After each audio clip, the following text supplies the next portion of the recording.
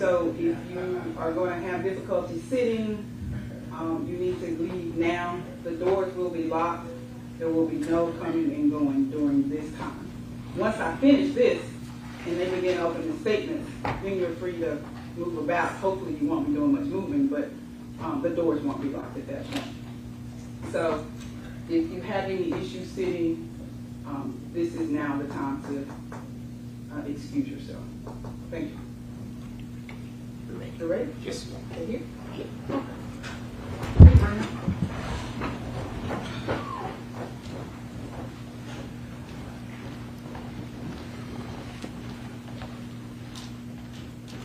Officer Murphy, you can lock the door.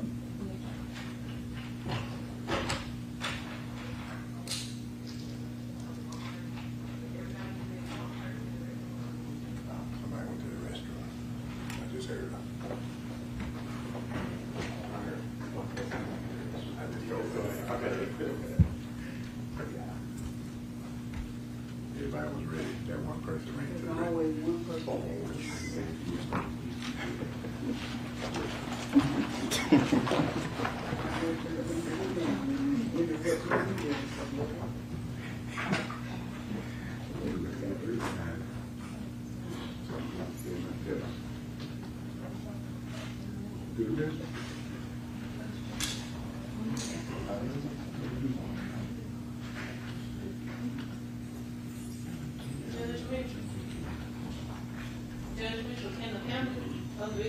Yeah, tell them to come on in now.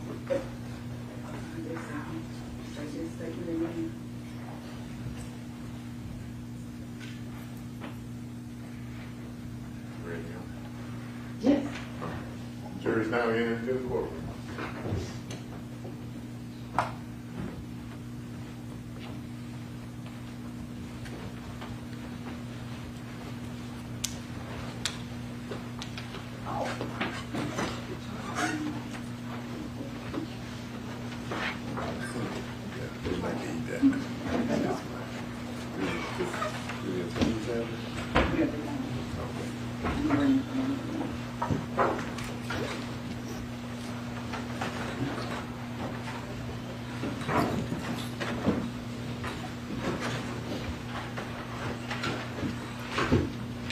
You guys had a big lunch. Y'all stay away.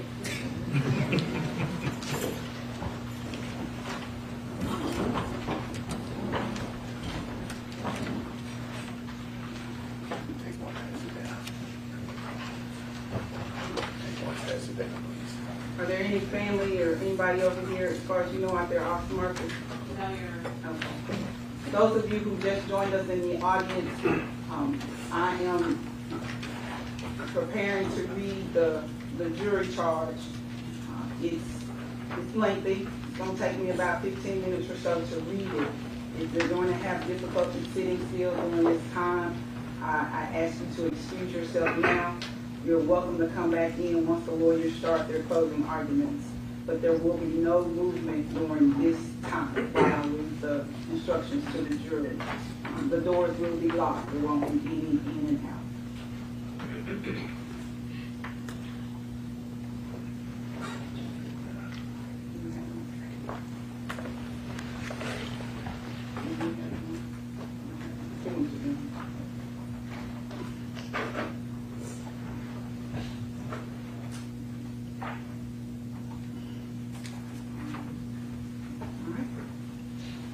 So this is the next part of this. This is my instructions to you. The law requires that I read this to you. I don't want to insult anybody's intelligence. I believe everybody can read, but the law does require that you hear it and hear it all at the same time. So I must read it all to you. Okay?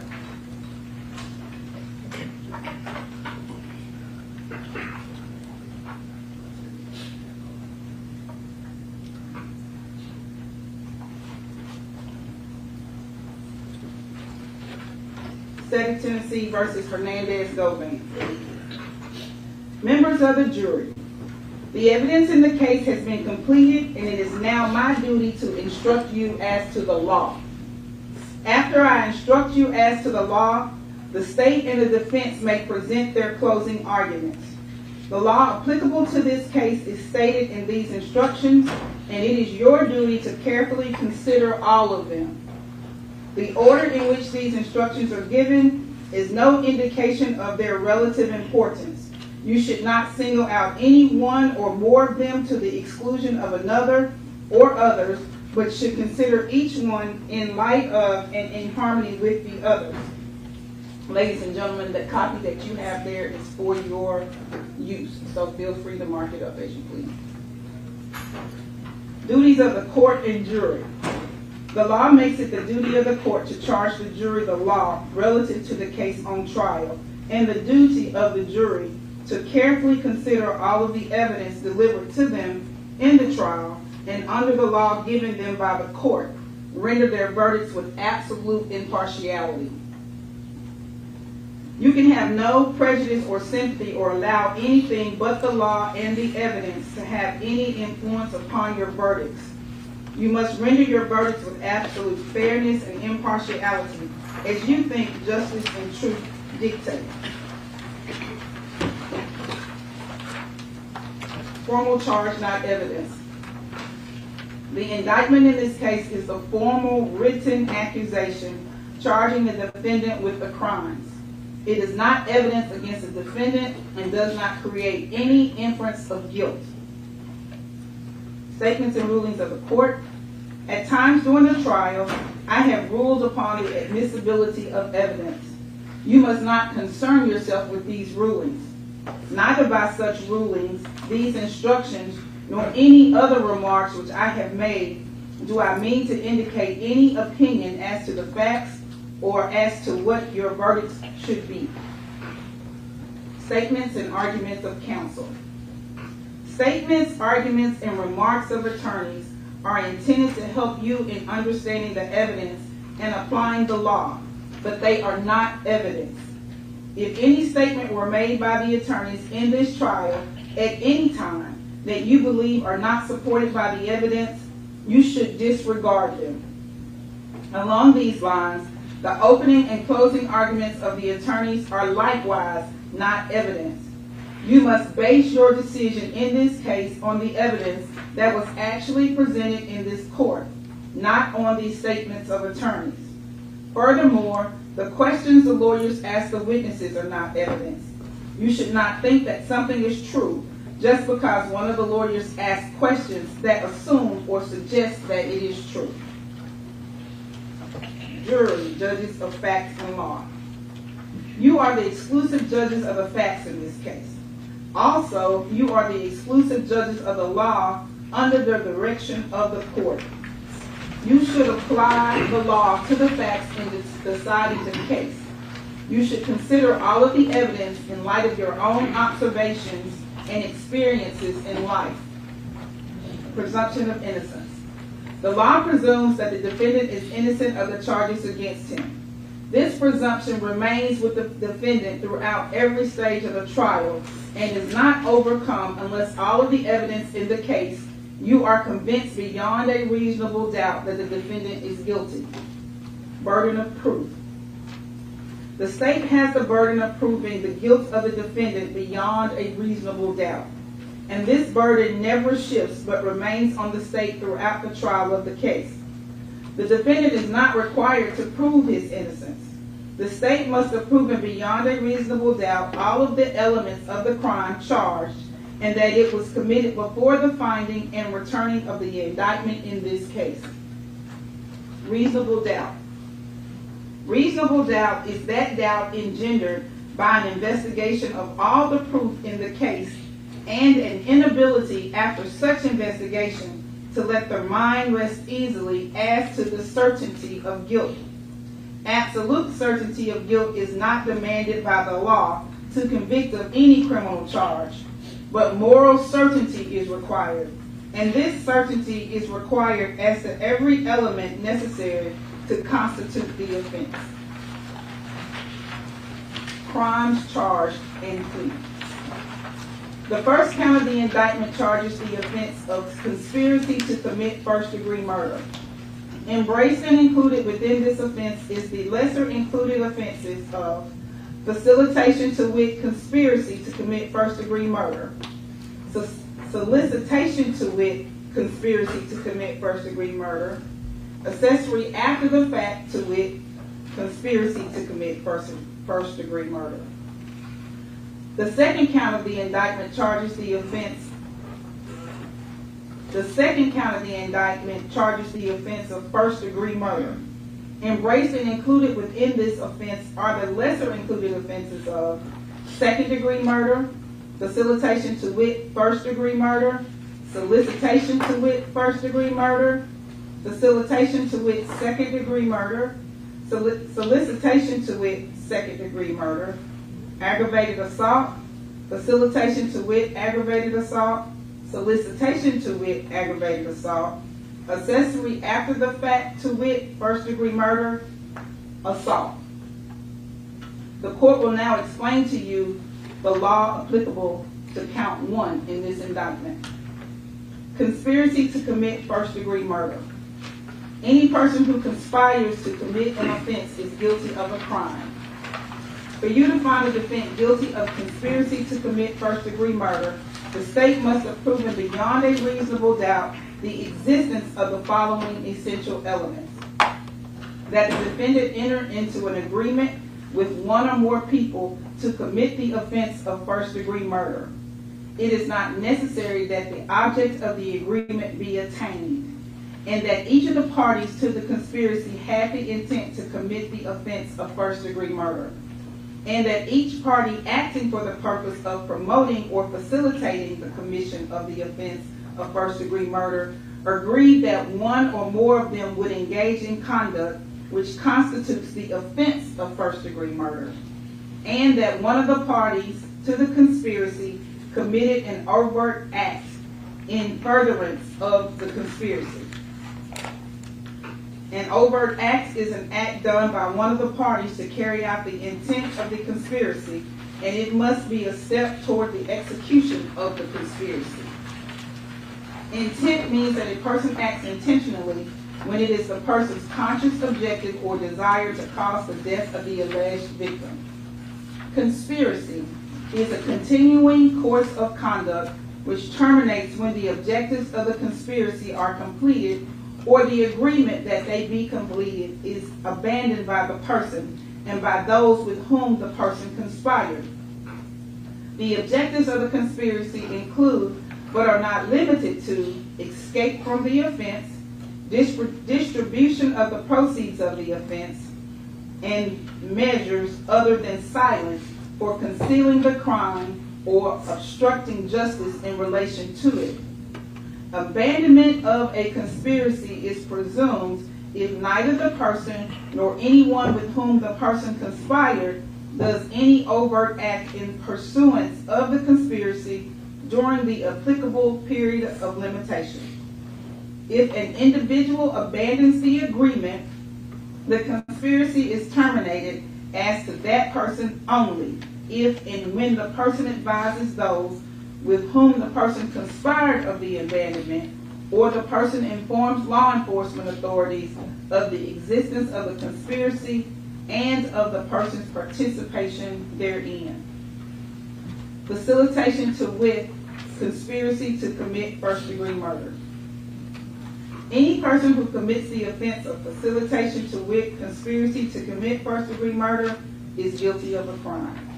For you to find a defendant guilty of this offense, the state must have proven beyond a reasonable doubt the existence of the following essential elements. That the defendant knew that another person intended to commit the specific felony of facilitation to wit, conspiracy to commit first-degree murder, but did not have the intent to promote or assist the commission of the offense or to benefit in the proceeds or results of the offense, and that the defendant furnished substantial assistance to that person in the commission of first-degree murder, and that the defendant furnished such assistance knowingly. Conspiracy to commit first-degree murder has been defined on pages 4 and 5 for you. Knowingly means that a person acts knowingly with respect to the conduct or to circumstances surrounding the conduct when the person is aware of the nature of the conduct or that the circumstances exist. A person acts knowingly with respect to a result of a person's conduct when the person is aware that the conduct is reasonably certain to cause the result. The requirement of knowingly is also established if it is shown that the defendant acted intentionally. Intent means that a person acts intentionally with respect to the nature of the conduct or to a result of the conduct when it is the person's conscious objective or desire to engage in the conduct or cause the result. Solicitation, to wit, conspiracy to commit first-degree murder. Any person who solicits or attempts to solicit another to commit an offense is guilty of a crime.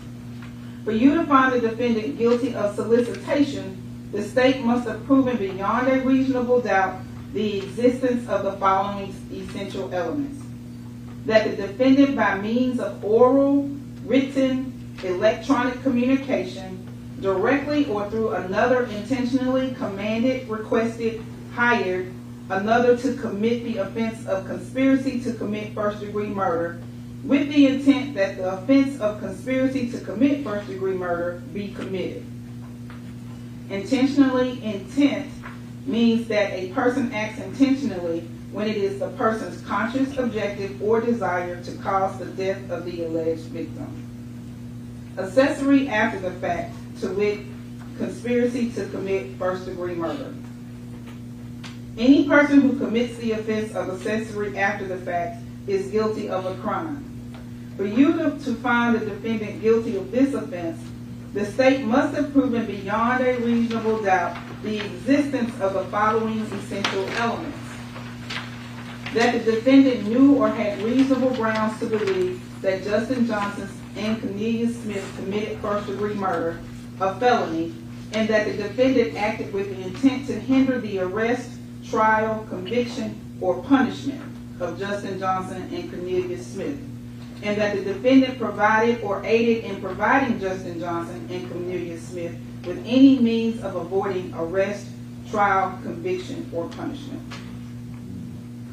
Knowing means that a person acts knowingly with respect to the conduct or to circumstances surrounding the conduct when the person is aware of the nature of the conduct or that the circumstances exist. A person acts knowingly with respect to a result of the person's conduct when the person is aware that the conduct is reasonably certain to cause the result. The requirement of knowingly is also established if it is shown that the defendant acted intentionally. Intent means a person acts intentionally with respect to the nature of the conduct or to a result of the conduct when it is the person's conscious objective or desire to engage in the conduct or cause the result. The court will now explain to you the law applicable to count 2 in the indictment. First-degree murder. A person who commits the offense of first-degree murder is guilty of a crime. For you to find the defendant guilty of this offense, the state must have proven beyond a reasonable doubt the existence of the following essential elements: that the defendant unlawfully killed the alleged victim, Adolph Thornton Jr., and that the defendant acted intentionally. A person acts intentionally when it is the person's conscious objective or desire to cause the death of the alleged victim, Adolph Thornton Jr., and that the killing was premeditated. A premeditated act is one done after the exercise of reflection and judgment. Premeditation means that the intention to kill must have been formed prior to the act itself. It is not necessary that the purpose to kill pre-exists in the mind of the accused for any definite period of time. The mental state of the accused at the time he allegedly decided to kill must be carefully considered in order to determine whether the accused was sufficiently free from excitement and passion as to be capable of premeditation. If the design to kill was formed with premeditation, it is immaterial that the accused may have been in a state of passion or excitement when the design was carried into effect. Furthermore, premeditation can be found if the decision to kill is first formed during the heat of passion, but the accused commits the act after the passion has subsided. Second-degree murder. Any person who commits second-degree murder is guilty of a crime. For you to find the defendant guilty of this offense, the state must have proven beyond a reasonable doubt the existence of the following essential elements: that the defendant unlawfully killed the alleged victim, Adolph Thornton Jr., and that the defendant acted knowingly. Knowingly means that a person acts with an awareness that his conduct is reasonably certain to cause the death of the alleged victim. The requirement of knowingly is also established if it is shown that the defendant acted intentionally. Intentionally means that a person acts intentionally when it is the person's conscious objective or desire to cause the death of the alleged victim. Facilitation to wit, first-degree murder. Any person who commits the offense of facilitation to wit, first-degree murder is guilty of a crime. For you to find the defendant guilty of this offense, the state must have proven beyond a reasonable doubt the existence of the following essential elements: that the defendant knew that another person intended to commit the specific felony of first-degree murder, but did not have the intent to promote or assist the commission of the offense or to benefit in the proceeds or the results of the offense, and that the defendant furnished substantial assistance to that person in the commission of first-degree murder, and that the defendant furnished such assistance knowingly. First-degree murder is previously defined on page 10.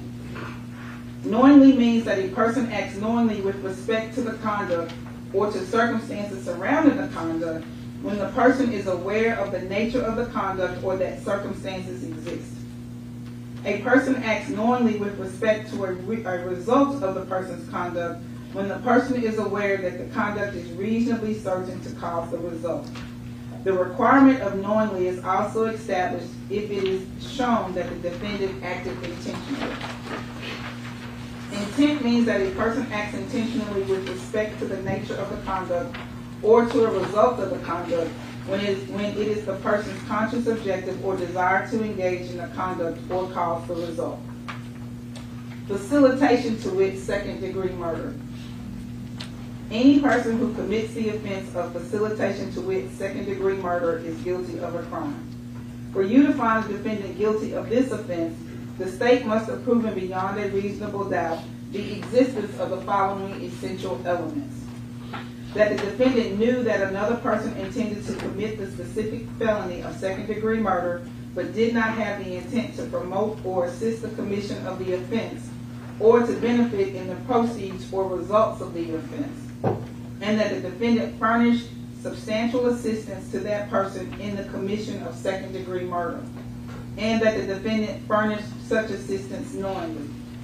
Second-degree murder is previously defined on page 11. Knowingly means that a person acts knowingly with respect to the conduct or to circumstances surrounding the conduct when the person is aware of the nature of the conduct or that circumstances exist. A person acts knowingly with respect to a result of the person's conduct when the person is aware that the conduct is reasonably certain to cause the result. The requirement of knowingly is also established if it is shown that the defendant acted intentionally. Intent means that a person acts intentionally with respect to the nature of the conduct or to a result of the conduct when it is the person's conscious objective or desire to engage in the conduct or cause the result. Solicitation to wit, first-degree murder. Any person who solicits or attempts to solicit another to commit an offense is guilty of a crime. For you to find the defendant guilty of solicitation to wit, first-degree murder, the state must have proven beyond a reasonable doubt the existence of the following essential elements: that the defendant, by means of oral, written, electronic communication, directly or through another, intentionally commanded, requested, hired another to commit the offense of first-degree murder with the intent that the offense of first-degree murder be committed. Intentionally intent means that a person acts intentionally when it is the person's conscious objective or desire to cause the death of the alleged victim. Solicitation, to wit, second-degree murder. A person who solicits or attempts to solicit another to commit an offense is guilty of a crime. For you to find a defendant guilty of solicitation, to wit, second-degree murder, the state must have proven beyond a reasonable doubt the existence of the following essential elements: that the defendant, by means of oral, written, electronic communication, directly or through another, intentionally commanded, requested, hired another to commit the offense of second-degree murder with the intent that the offense of second-degree murder be committed. Intentionally, intent means that a person acts intentionally when it is the person's conscious objective or desire to cause the death of the alleged victim. Aggravated assault. Any person who commits the offense of aggravated assault is guilty of a crime. For you to find the defendant guilty of this offense, the state must have proven beyond a reasonable doubt the existence of the following essential elements: that the defendant intentionally or knowingly caused bodily injury to another, and that the act resulted in death of another. Bodily injury includes a cut, abrasion, bruise, burn, or disfigurement, and physical pain or temporary illness or impairment of the function of a bodily member, organ, or mental faculty. Knowingly means that a person acts knowingly with respect to the conduct or to circumstances surrounding the conduct when the person is aware of the nature of the conduct or that the circumstances exist.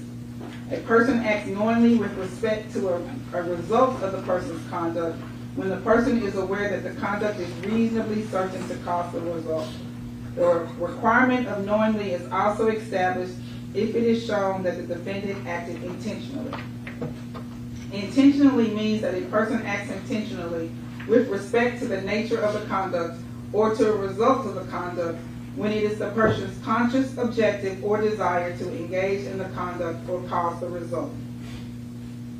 Facilitation, to wit, aggravated assault. Any person who commits the offense of facilitation, to wit, aggravated assault, is guilty of a crime. For you to find the defendant guilty of this offense, the state must have proven beyond a reasonable doubt the existence of the following essential elements: that the defendant knew that another person intended to commit the specific offense of aggravated assault, but did not have the intent to promote or assist the commission of the offense or to benefit in the proceeds or results of the offense, and that the defendant furnished substantial assistance to that person in the commission of first-degree murder, and that the defendant furnished such assistance knowingly. Aggravated assault has been previously defined on page 15.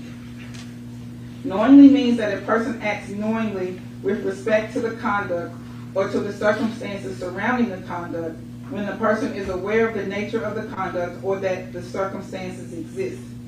A person acts knowingly with respect to a result of the person's conduct when the person is aware that the conduct is reasonably certain to cause the result. The requirement of knowingly is also established if it is shown that the defendant acted intentionally. Intent means that a person acts intentionally with respect to the nature of the conduct or to a result of the conduct when it is the person's conscious objective or desire to engage in the conduct or cause the result. Solicitation, to wit, aggravated assault. Any person who solicits or attempts to solicit another to commit an offense is guilty of a crime. For you to find a defendant guilty of solicitation, to wit, aggravated assault, the state must have proven beyond a reasonable doubt the existence of the following essential elements: that the defendant, by means of oral, written, electronic communication, directly or through another, intentionally commanded, requested, hired another to commit the offense of aggravated assault with the intent that the offense of aggravated assault be committed. Intentionally, intent means that a person acts intentionally when it is the person's conscious objective or desire to cause the death of the alleged victim. Accessory after the fact, to wit, first-degree murder. Any person who commits the offense of accessory after the fact is guilty of a crime. For you to find the defendant guilty of this offense, the state must have proven beyond a reasonable doubt the existence of the following essential elements: that the defendant knew or had reasonable grounds to believe that Justin Johnson and Cornelius Smith committed first-degree murder, a felony, that the defendant acted with the intent to hinder the arrest, trial, conviction, or punishment of Justin Johnson and Cornelius Smith, and that the defendant provided or aided in providing Justin Johnson and Cornelius Smith with any means of avoiding arrest, trial, conviction, or punishment. Knowing means that a person acts knowingly with respect to the conduct or to circumstances surrounding the conduct when the person is aware of the nature of the conduct or that the circumstances exist. A person acts knowingly with respect to a result of the person's conduct when the person is aware that the conduct is reasonably certain to cause the result. The requirement of knowingly is also established if it is shown that the defendant acted intentionally. Intent means a person acts intentionally with respect to the nature of the conduct or to a result of the conduct when it is a person's conscious objective or desire to engage in the conduct or cause the result. Assault. Any person who commits an assault upon another is guilty of a crime. For you to find the defendant guilty of this offense, the state must have proven beyond a reasonable doubt the existence of the following essential elements: that the defendant caused bodily injury to another, and that the defendant acted intentionally, knowingly, or recklessly. Intentionally means that a person acts intentionally with respect to the nature of the conduct or to a result of the conduct when it is the person's conscious objective or desire to engage in the conduct or cause the result. Knowingly means that a person acts knowingly with respect to the conduct or to the circumstances surrounding the conduct when the person is aware of the nature of the conduct or that the circumstances exist. A person acts knowingly with respect to a result of the person's conduct when the person is aware that the conduct is reasonably certain to cause the result. Recklessly means that a person acts recklessly with respect to the circumstances surrounding the conduct or the result of the conduct when the person is aware of but consciously disregards a substantial and unjustifiable risk that the circumstances exist or the result will occur. The risk must be of such a nature and degree that its disregard constitutes a gross deviation from the standard of care that an ordinary person would exercise under all of the circumstances as viewed from the accused person's standpoint. The defendant has pleaded not guilty to each and every offense charged and included in the indictment.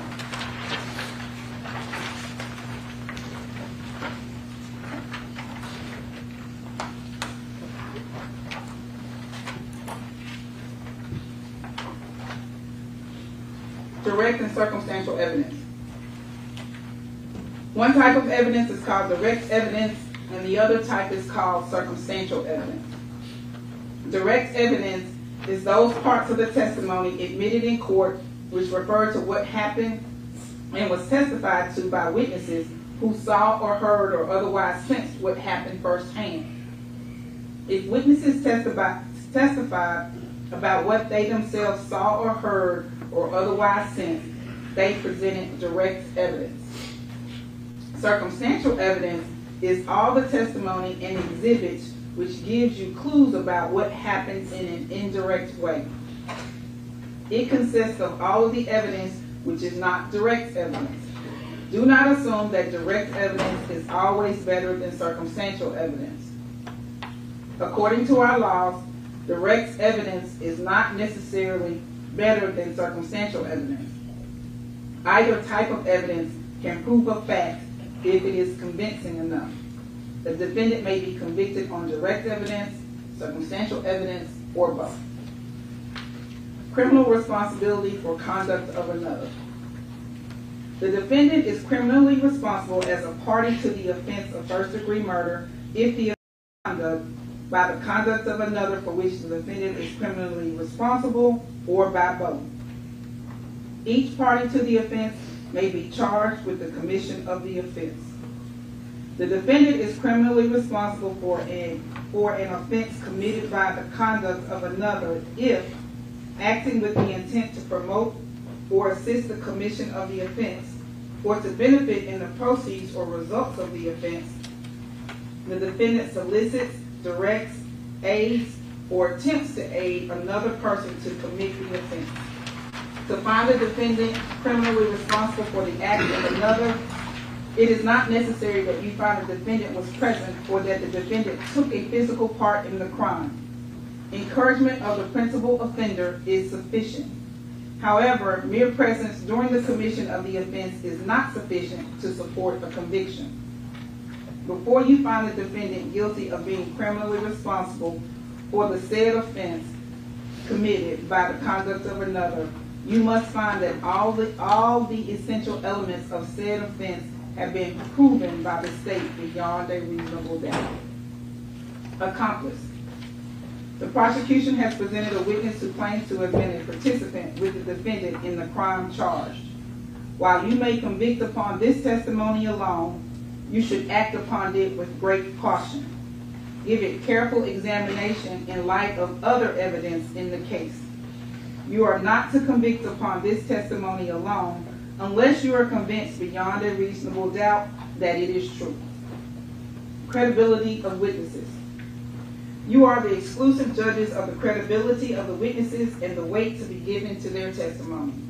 You should consider all of the evidence presented in this case by the state and by the defendant and give it a full, fair, and impartial consideration. Part of your responsibility is to determine what the facts are based on what you heard from the witnesses. If there are conflicts in the testimony of different witnesses, it is your duty to reconcile them, if you can. For the law presumes that every witness has told the truth. But when you cannot reconcile the statements of different witnesses, then you must decide which witness or witnesses you believe and how important his or her testimony was. You do not have to accept or reject everything a witness said. You are free to believe all, none, or part of any person's testimony. In forming your opinion as to which witness you believe, you may consider the following factors: how the witness looked, acted, and whether the witness appeared to you to be telling the truth when he or she testified. Was the witness able to see or hear clearly? How long was the witness watching or listening? Was anything else going on that might have distracted the witness? Whether the witness was in a position to know about the matter to which he or she testified. In other words, how well could the witness see or hear what he or she testified he or she saw or heard? Whether the witness's statements were consistent and how believable the statements were.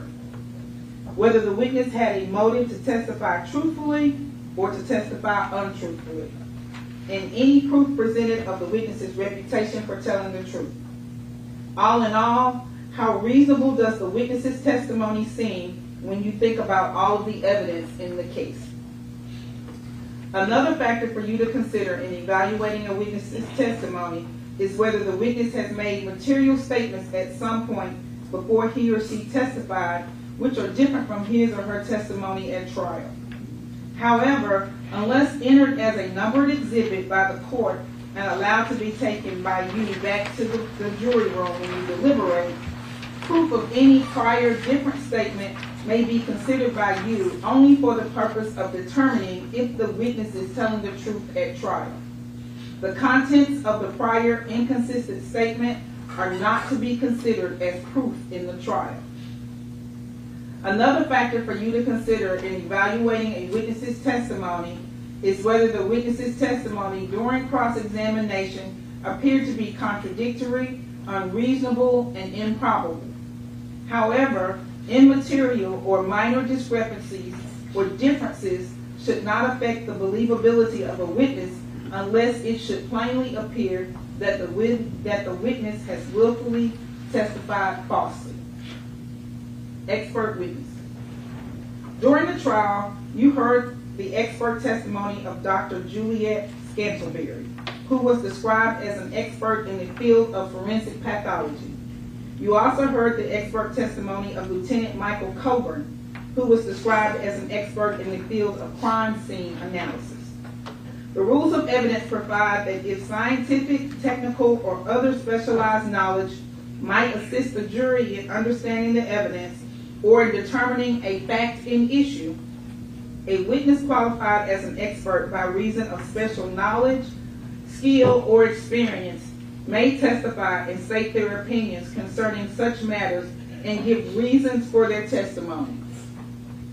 In giving her opinion, Dr. Scantlebury testified that she took into consideration certain statements made by other persons. Because the statements were made outside the courtroom, they may be used by you only for evaluating the expert witness's opinion testimony and cannot be relied upon as proof of the truth of the matter asserted in those statements. Merely because an expert witness has expressed an opinion does not mean, however, that you are bound to accept that opinion. The same as with any other witness. It is up to you to decide whether you believe the testimony and choose to rely upon it. Part of that decision will depend on your judgment about whether the witness's background or training and experience is sufficient for the witness to give the expert opinion that you heard. You must also decide whether the witness's opinions were based on sound reasons, judgment, and information. You are to give the testimony of an expert witness such weight and value as you think it deserves, along with all the other evidence in the case. Defendant not testifying.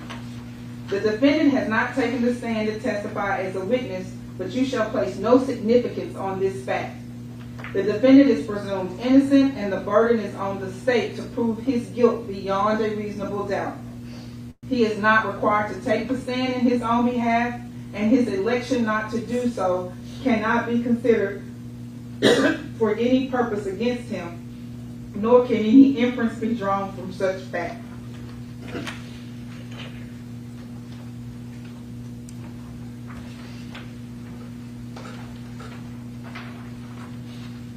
Stipulations. A stipulation is an agreement between the parties. The parties have stipulated in 3 situations that certain matters of fact are true. They are bound by these agreements, and in your considerations of the evidence, you are to treat these facts as proved. The parties have entered into 3 different stipulations. The first stipulation was entered as Exhibit 17. The parties have agreed that the phone number 901-859-1460 belonged to Hernandez Govan. The second stipulation was entered as Exhibit number 24. The parties have agreed that phone number 901-618-3848 belonged to Hernandez Govan. The third stipulation was entered as Collective Exhibit number 33. The parties have agreed to enter into evidence certain sound bites played and testified to by witnesses Angela Arnold, Cornelius Smith, and Detective Jesse Brown. Jury deliberation and unanimous verdict.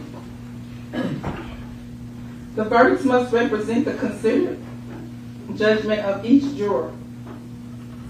In order to return a verdict, it is necessary that each juror agree thereto. Your verdicts must be unanimous. It is your duty as jurors to consult with one another and to deliberate with a view of reaching an agreement if you can do so without violence to individual judgment. Each of you must decide the case for yourself, but do so only after an impartial consideration of the evidence with your fellow jurors. In the course of your deliberations, do not hesitate to re-examine your own views and change your opinion if convinced it is erroneous. But do not surrender your honest conviction as to the weight or effects of the evidence solely because of the opinion of your fellow jurors or for the mere purpose of returning a verdict. If you have been taking notes in this case, these notes are for your individual use only, and you should not use your notes directly or indirectly explicitly or implicitly to persuade other jurors as to the accuracy of your notes. They should not be shown to others, nor compared, nor referred to in any way as authority, but should be used privately only by you as an aid to your individual memory. These are my instructions to you. We are now ready for closing arguments.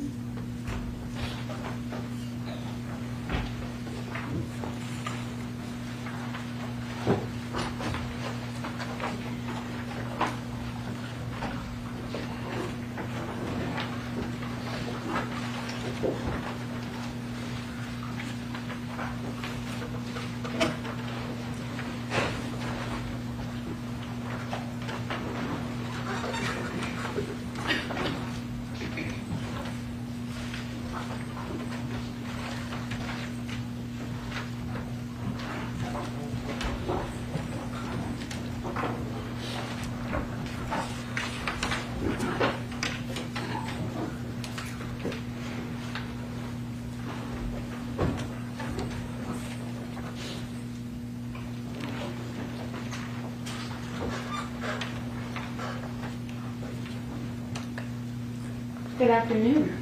Good afternoon. So earlier this week, you heard me talk about choices. And I warned you, you would hear a lot of evidence, you would hear a lot of voices, you would see a lot of footage, hear a lot of names. But I also told you, if you'll remember, that the name that you needed to focus on and the name that you needed to remember is Hernandez Govan. But most importantly, I told you needed to focus on the consequences of his choices. Hernandez Govan and the consequences of his choices. And the consequences. What were those consequences? Violence, death, and loss. And not just the violent death of a famous music artist, but the violent death of a human being, a person, someone whose life was marked with artistry, community, entrepreneurship. So let's take one last look at how that life ended.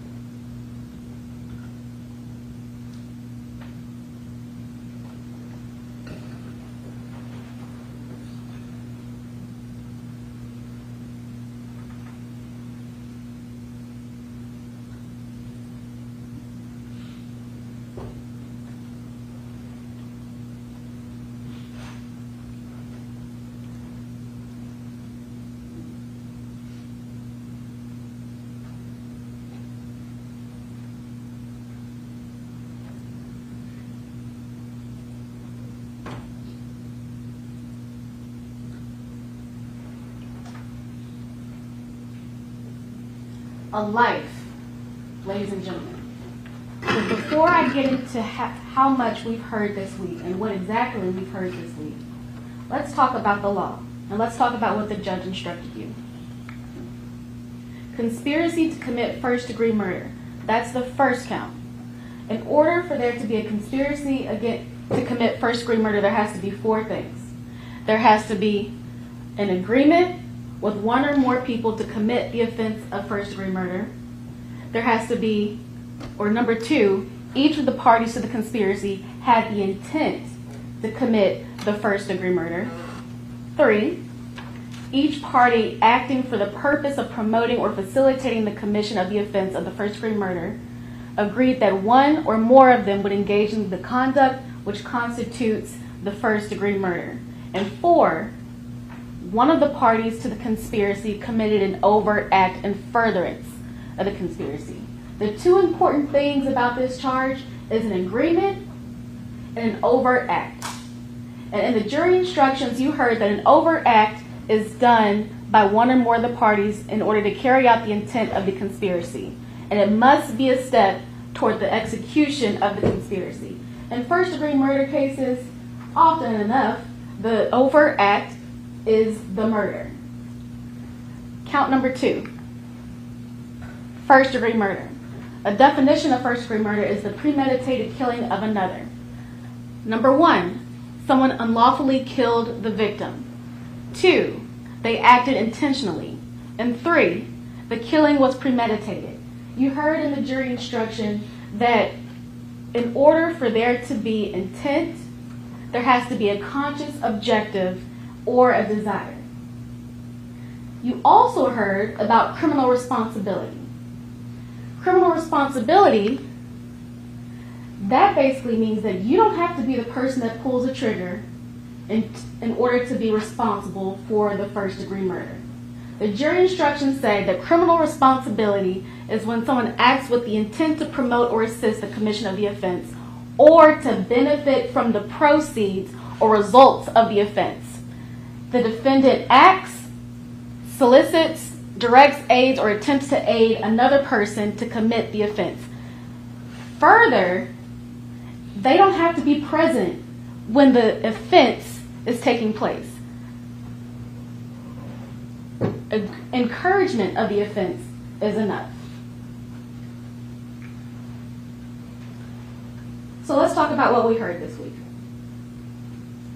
We heard first from Erica Thornton. She told you that she is the victim's sister. They were close. And the last time that she saw him was on FaceTime. The next thing she hears that her brother was taken from her. She told you about the person that she knew, the brother that she had, and the life that was lost. A life, ladies and gentlemen. We also heard from Raul Hopkins.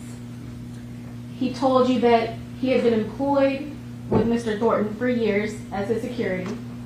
He explained to you the tension between PRE and CMG. And he explained to you that CMG wanted Thornton to sign with them, but he didn't. And because of that, there's been tension. He talked about diss tracks. He talked about various acts of violence committed on Thornton. And he told you about CMG and their connections. Well, as you've heard from the testimony this week, Hernandez Govan is affiliated with CMG. He has connections within CMG. CMG was in direct conflict with Thornton and the life and the legacy that he built. Govan had an in with CMG. Govan had a direct conflict with the life and the legacy that Thornton built.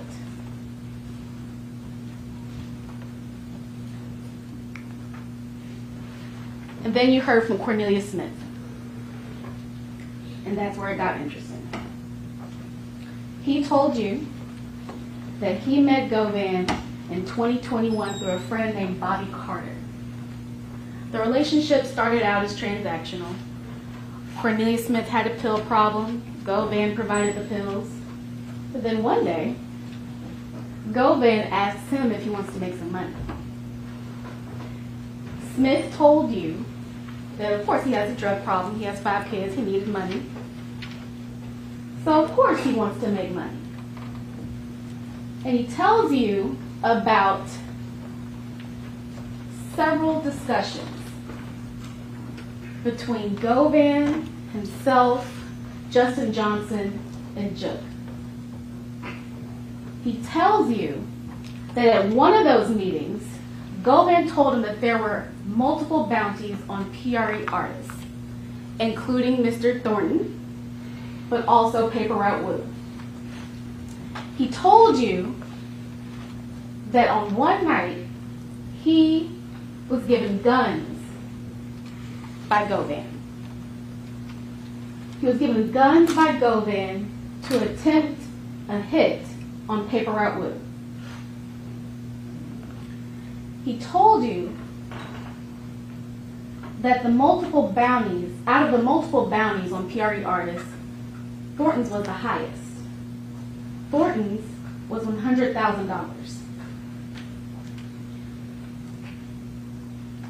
So of course he jumped on the opportunity. And Smith told on himself. He told you everything. He told you chapter and verse, who was in the room and what was said. And if you're thinking about a conspiracy, who would you want to hear from the most? A co-conspirator. Someone that is in the room, someone who can tell you what happened, what was agreed to, what went on.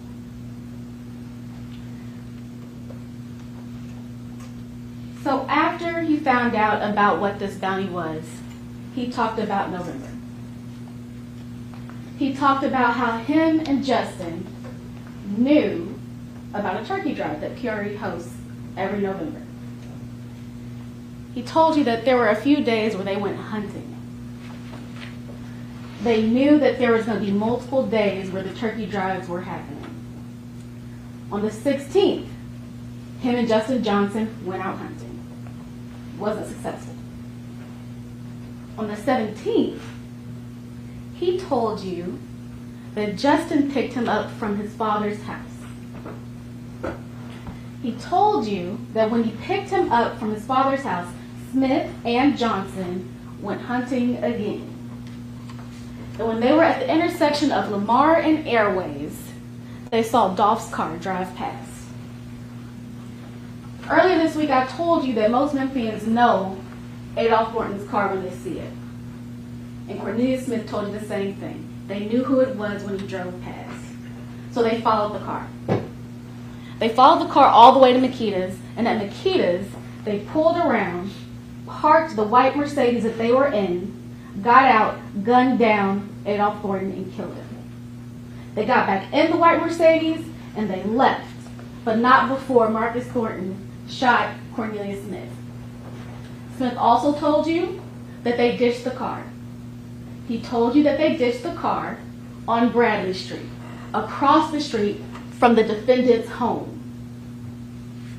He told you that once they left the car there, they went to 2-Lane Apartments. At 2-Lane Apartments, that's where they switched clothes, that's where they had their wound kits, and that's where Cornelius realized that he left his phone. He left his phone and he needed a ride. So he used his co-conspirator's phone, Justin Johnson, to contact his girlfriend to pick him up. And you heard that from Angela Arnold too. She told you that she got some communication from a phone number that she did not recognize. A phone number that was not her boyfriend's. It was not Cornelius's. He told her to pick her up, and she did.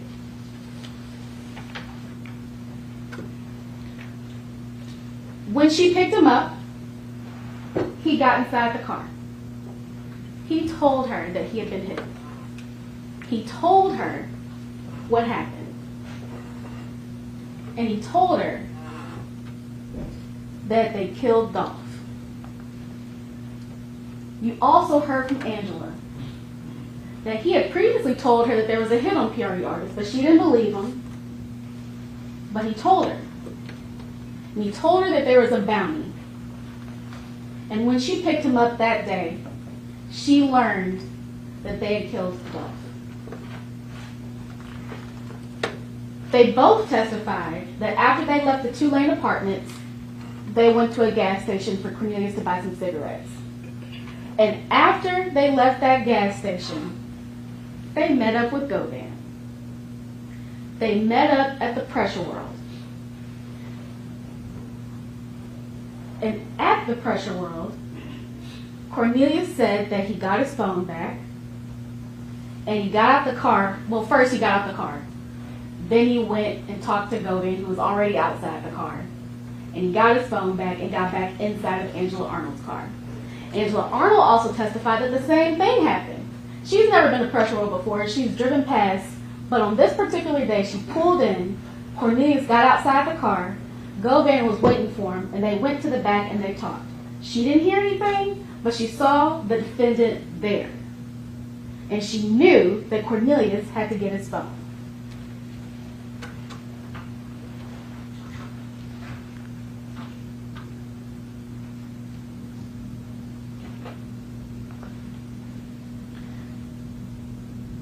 But then, Angela tells us, and she confirms what Cornelius already told you, that they had to get a car cover. She didn't know who the order came from, but she knew that they had to get a car cover. And Cornelius testified that he got the cash from Govan to get a car cover. So that's where they went. They got the car cover. But if you remember, Angela Arnold told us that there was some point where she dropped Cornelius off on Bradley Street for him to wipe down the car. She made a loop, she came back, and she picked him up. Cornelius told you the same thing. He told you that he wiped down the car. One piece of information given by 2 different people saying the same thing. And then, if we're going back to what Cornelius told you, he told you that shortly before he was arrested, he ran into Hernandez Govan in the street. They parked their cars, they talked. Govan was worried that Smith didn't get any money. He told Smith, I'm going to go to prison. I'm going to make sure you get your money. Well, of course he wanted to make sure that Cornelius got his money because he had previously asked for a $10,000 cut. He wanted his money too. Angela Arnold told you the same thing. She told you that Cornelius told her about this meeting in the street. She told you that Govan told Cornelius that he was going to go get his money. Cornelius told you that on the day that he was arrested, he was buying cake and ice cream for his daughter on her birthday. He told you how he got arrested. And Angela Arnold told you the same thing. One story, 2 people who told you the same thing. And we also heard from Sergeant Dabney. He was the case officer. He testified that he and other officers found the white Mercedes in the back of 1174 Bradley, directly across the street from the defendant's home.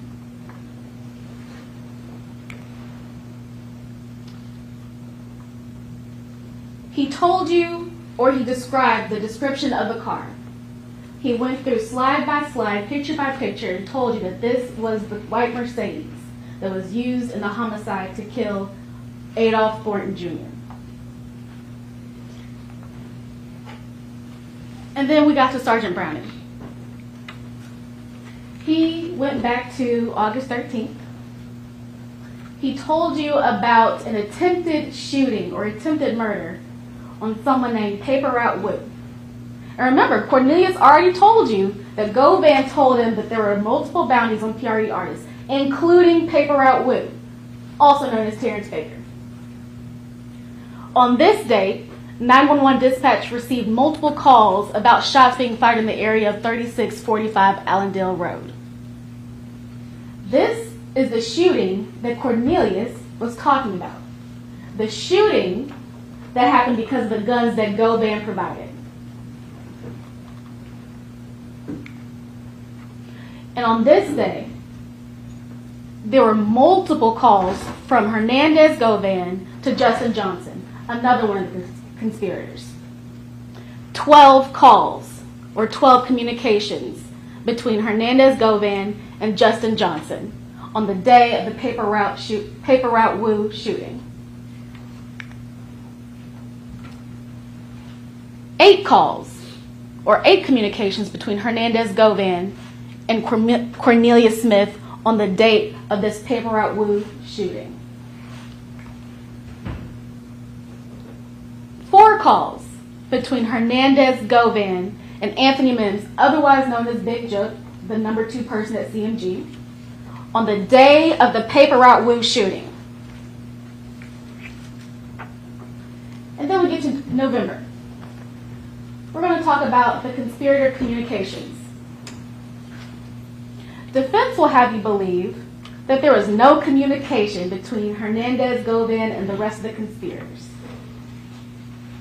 Sergeant Browning testified that on November 2nd, 2021, there were 7 communications between Justin Johnson and the number for Hernandez Govan. On November 3rd, 7 communications between Justin Johnson and Hernandez Govan. 20 communications between Cornelius Smith and Hernandez Govan. On November 4th, 7 communications between Justin Johnson and Hernandez Govan. 2 communications between Cornelius Smith and Hernandez Govan.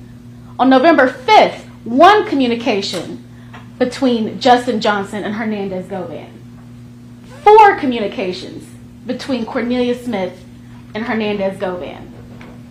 And as we get closer to the murder, November 6th, 4 communications between Cornelius Smith and Hernandez Govan. November 12th, 5 communications between Cornelius Smith and Hernandez Govan. November 15th, 2 days before the homicide, 2 communications between Cornelius Smith and Hernandez Govan. You heard it from defense that there was hardly any communication between Hernandez Govan and the conspirators immediately prior to the murder. But you see here that there was communication. November 17th, the day of the homicide. On this day, 17 communications between Hernandez Govan and Cornelius Smith, the person he chose to do a job. On November 17th, the day of the homicide,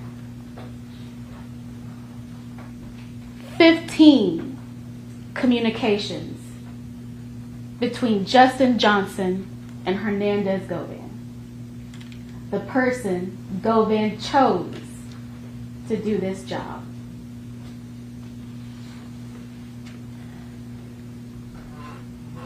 And 3 communications from another number of Hernandez Govan, ending in 1460.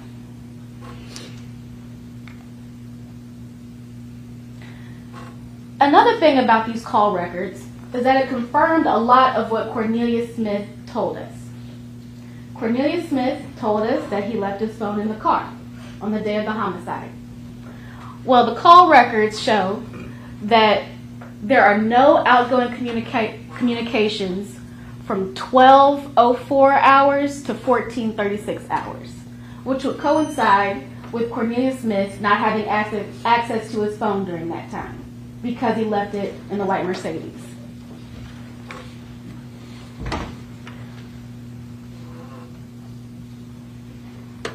These are surveillance footage that we previously seen.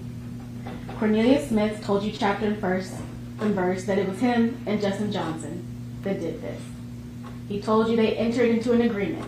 He told you that the reason they entered into the agreement was because of the $100,000 bounty.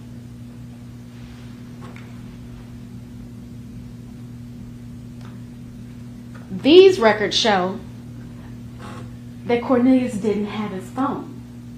He told you that he needed Justin Johnson's phone to contact Angela. And he said that he used Justin Johnson's phone, as indicated by the records. This shows that an outgoing communication from Justin Johnson's phone to Angela Arnold's phone, given the address of the 2-lane apartments.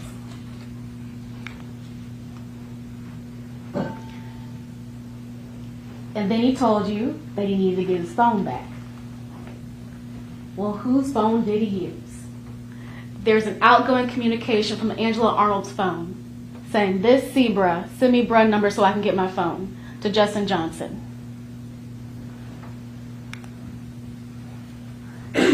And then they asked for Quest's number. And shortly after these text messages were sent, Angela Arnold and Cornelius Smith met Govan at the Pressure World. They told you that they went to AutoZone for a car cover. Well, the phone extractions say the same thing. There was a receipt from around that time from AutoZone, or at least it looked like it was from AutoZone.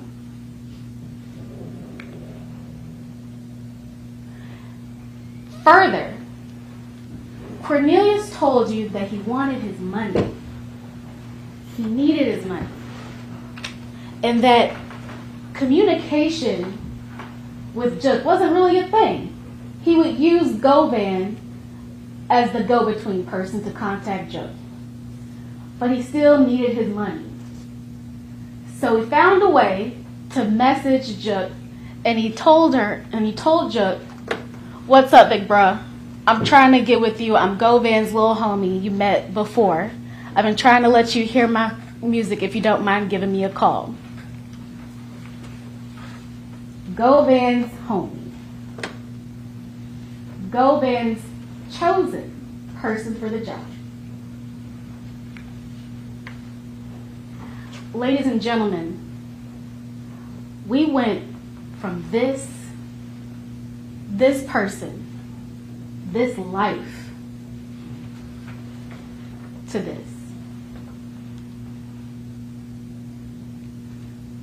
You heard from Dr. Sandleberry. 20 gunshot entrance wounds to Adolph Horton's body. We went slide by slide, picture by picture, documenting the injuries that Adolph Thornton received on the day of the homicide. She told you about the manner of death, the cause of death. She went through his injuries, the remote bullets. She told you about the wound on his face. We went from this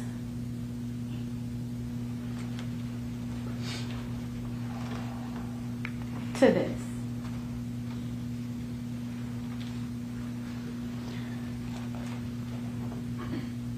The defense will try to tell you that the police officers didn't do a good job, that the investigation wasn't complete, but yet they put on an officer as their witness. It seems as if the investigation isn't good if it doesn't cater to Hernandez Govan. It seems as if the investigation isn't complete when it doesn't benefit the defense. You heard from Sergeant Browning that this was a 2-part investigation, and that he came and he started to get involved when Angela Arnold talked to officers about Hernandez Govan's involvement. Her interview was December 17, 2021, a month after the murder. It was a month in before they even realized that Hernandez Govan was involved.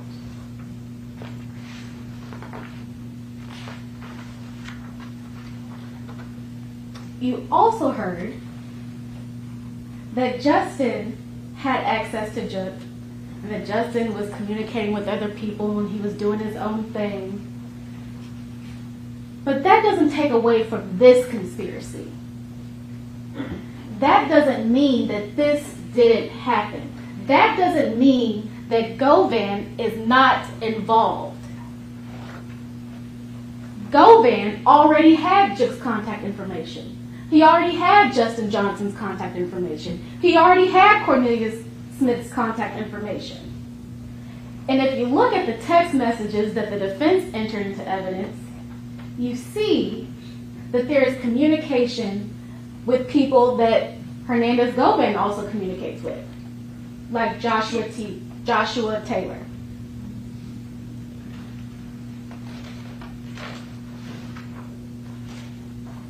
Defense will also tell you that the investigation wasn't complete because there were other people involved that weren't charged.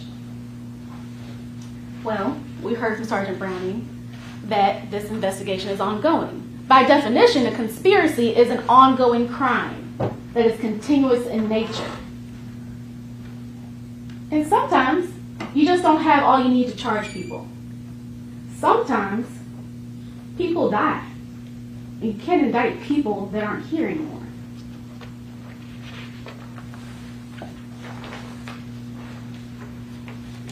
And if all that isn't enough, you heard from someone that was in the room when it happened. You heard Cornelius Smith. You saw the videos. You heard the testimony of Angela Arnold and Sergeant Browning that support what he's telling you. Defense introduced a video of Cornelius Smith on December 9th, 2021, the day that he got arrested. He told you himself he was a pillhead. He was high. And you saw that in the video. Even Angela Arnold told you that the day that he got arrested, when she was with him, he had taken some pain medication. And ladies and gentlemen, remember the call records. These communications don't lie. They coincided with dates of importance. The week of the turkey drive, August 13th, the shooting on Paper Route Woo. They don't lie, ladies and gentlemen.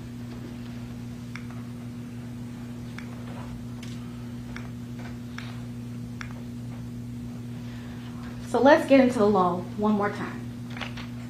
Conspiracy to commit first-degree murder. The defendant entered into an agreement. What is the agreement?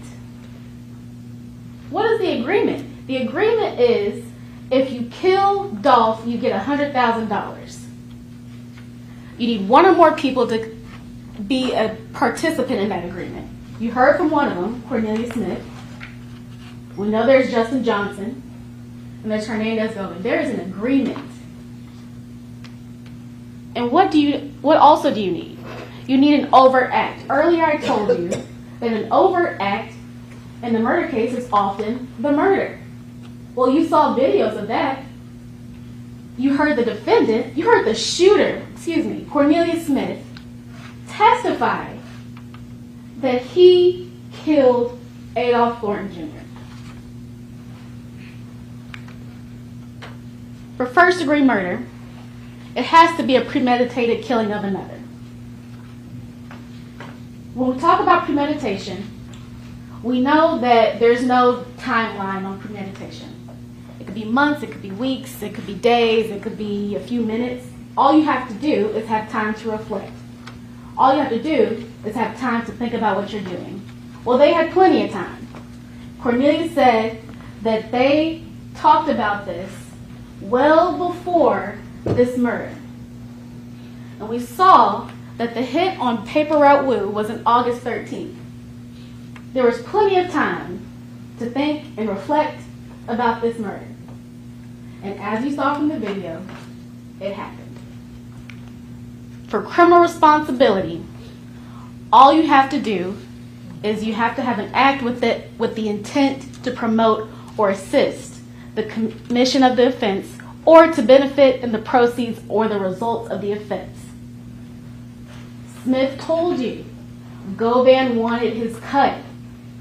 He wanted $10,000 from Justin Johnson's cut and from Cornelius Smith's cut. That sounds like proceeds. Further, you don't have to be there when the trigger is pulled. You saw the video, you know that Hernandez Govan wasn't there, but that doesn't mean that he is not responsible for ending this life. Ladies and gentlemen, the state's burden is reasonable doubt. You heard in the jury instructions that reasonable doubt means moral certainty. You have to be certain for every element of the offense. That's my job. Certainty means that you can sleep easy at night knowing the decision that you made. It's not beyond a shadow of a doubt. It's not 100% certainty. It's not beyond all doubt. It's beyond a reasonable doubt. That is the standard. Once you've looked and reviewed all the evidence, all of the photos, all of the videos and testimony that you've heard this week, it is the state's position that we have fulfilled our burden. We ask that you, the jury, make a choice. We ask that you make a choice to hold the defendant, Hernandez Govan, responsible for his actions. We ask that you find him guilty of first-degree murder and conspiracy to commit first-degree murder. Thank you. We can take a break, Your Honor, just so I can get set up. How long? 5 minutes, I just have to switch the software over and have the deputy move my podium. Let's stand in a brief 5-minute break. They can take a bathroom break. Court stands in recess, 5 minutes.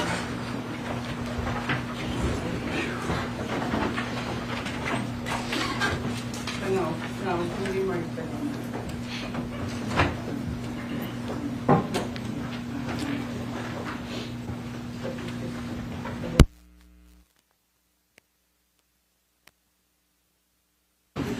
You want to keep the trigger for me? Yes, ma'am.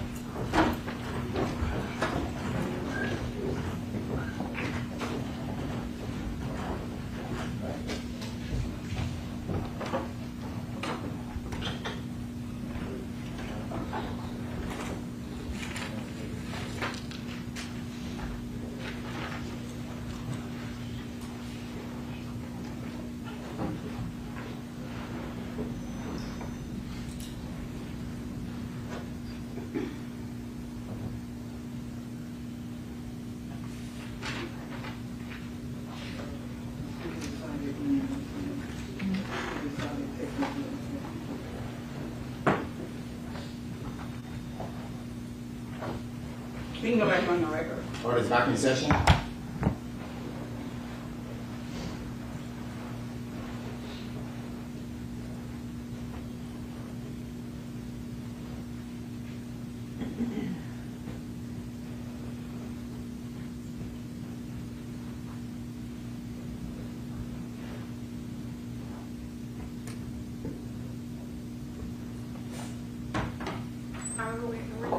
Yes. Jurors entering the courtroom.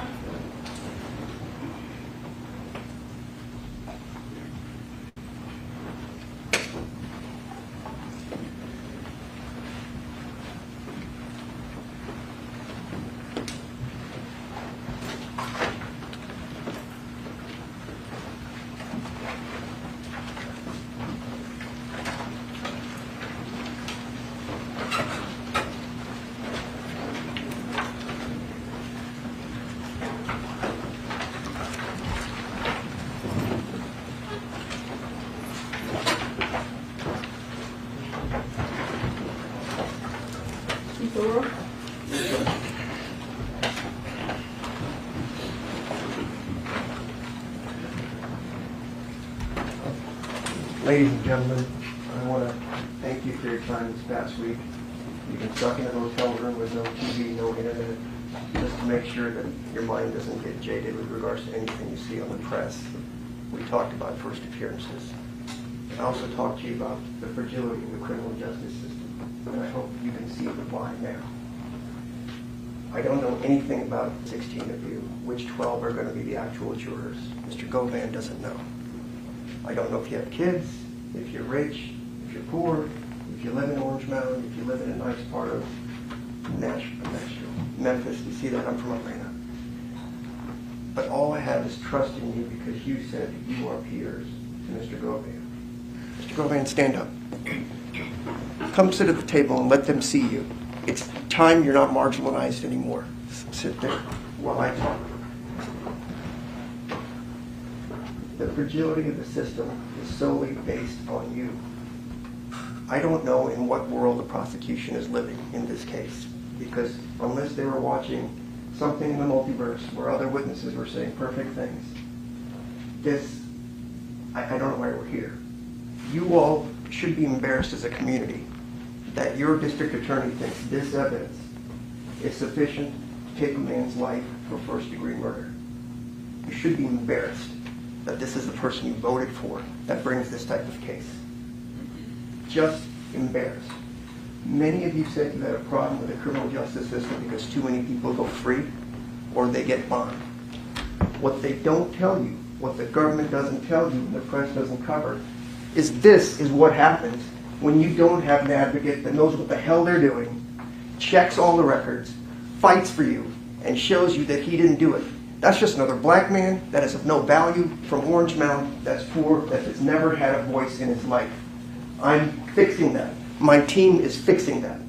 He is indigent, he is poor, and he deserves better than he's gotten in this case. Sergeant Browning, who's the biggest liar that I'm going to go through with you, says we can't kidnap people and bring them in for questioning. What did Angela Arnold tell you? They threatened to have me arrested, being involved in this case, if I didn't talk to them. We went to the airport and we figured he was going to assert his rights, so okay. What about the second guy, Mr. Sears? His lawyer said he wasn't in town. When you talk about accessories and all this other stuff that the judge has told you about, how about the people that helped hide them? How about the people that helped give him new clothes? How about the people that gave him medical treatment, assuming they were even shot? Because you know what? I don't even know if he was shot, and I don't even know for a fact if that was the Mercedes used in the murder. Because why? There was no blood in the Mercedes. Had there been any blood to back up what Cornelius was saying, they would have plastered it front and center to you. Their own lieutenant from crime scene that they did not call tells you no one wiped that car with bleach because luminol or the other star thing, whatever it was, would show that. And if somebody said, I poured bleach on a towel and I wiped that car down, they would be alive. I don't know what world we live in. None of you would buy a pack of gum based on the word of Cornelius Smith. You wouldn't do it because he's a lying piece of so-and-so that will do anything. Lie to his pretend grandmother, his family, his girlfriend, anybody. And I'm going to prove it to you as we're going to go through a few more slides. And Detective Browning may even be worse because that's just pure evil, trying to put people in prison based on shaded evidence. Dabney told you the truth, that we didn't do all this other stuff that we should have done. We didn't get around to it, was his quote. He wasn't happy about it, but he told me the truth. The other guy couldn't answer a yes-no question. It was always dodge and deflect, which is what they're taught to do as part of their training when they go and come and testify.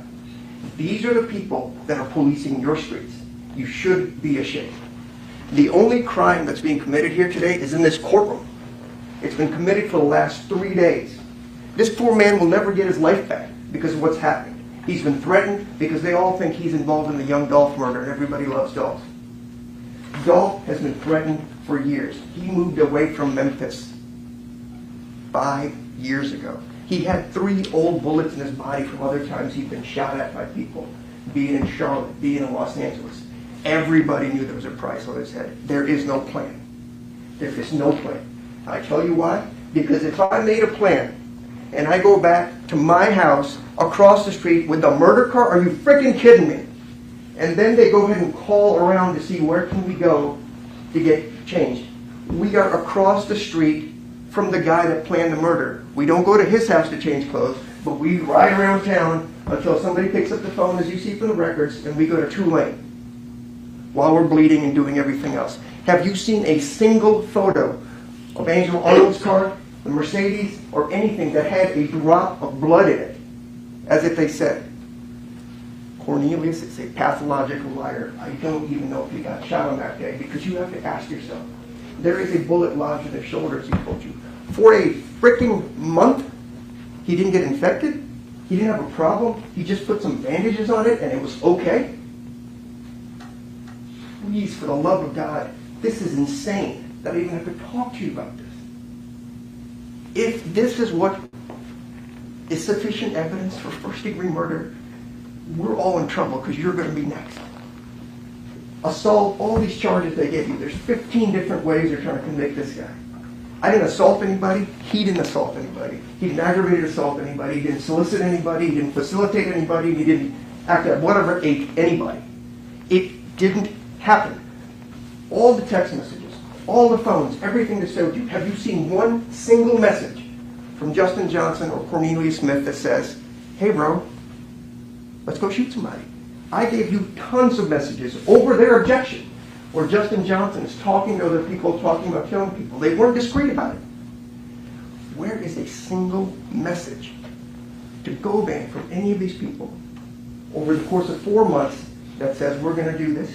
Can we get your permission? We're going to give you $10,000 or $38,000 or $50,000 or $100,000 or $1.5 million. You think if they would have had it, they wouldn't have shown it to you? They know the truth is the text messages are only about music because he's friends with Justin. I'm sorry Justin's not a nice guy. They all live in the same neighborhood. They've all known each other. Just because you have, quote, communication doesn't mean you're in a conspiracy to kill someone. Cornelius. Let's go over the slides. This will speak for itself, and I'll let you think about it because I've hammered the point about didn't prove it. I don't need you to say he didn't do it if you don't want to, but they absolutely, for God's sakes, didn't prove it. Let's go to the next slide. All right, so, excuse me, so you see this, what the government says? Angel Arora's phone? Absolutely. This is Star Defense Exhibit number 1. This C bra, assuming C is Cornelius. Send me bra number so I can get my phone, right? He needs to get his phone. Next slide. Quez's number. Guess what he told you is the one honest thing he said. His brother's freaking name is Marquez Smith. They call him Quez. His brother is the one that got the phone at best. You know why? Because they had TBI Garner up here. They asked him to do location data analysis on the phone, right? You guys remember all that?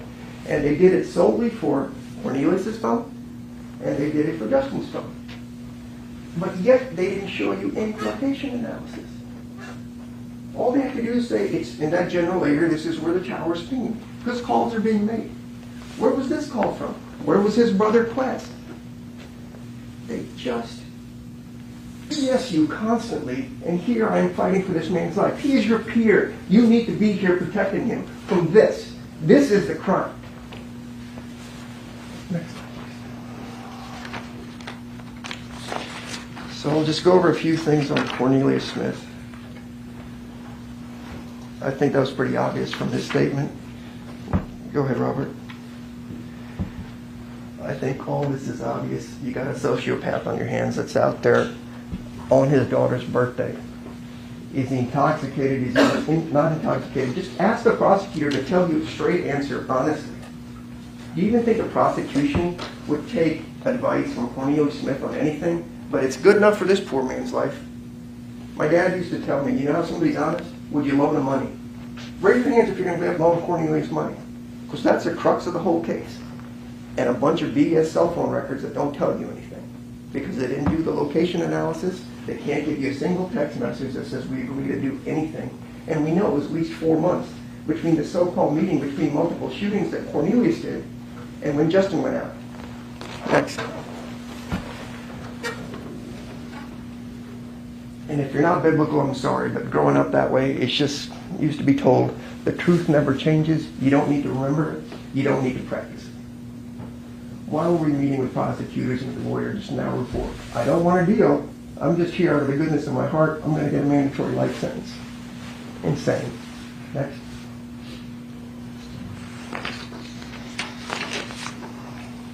We also showed you the letters from Cornelius that he sent to his sister saying, I've got that lawyer that Jook paid for. It's this guy's lawyer, and that guy cooperated against somebody else and walked from a murder. That's what you have in black and white in Cornelius' own handwriting. And that is what all of you said when I said, what would you do to avoid a life sentence? You guys said, probably anything. All right. We know this to be true. Next. And we know all this to be true. Next. And we all know this didn't happen.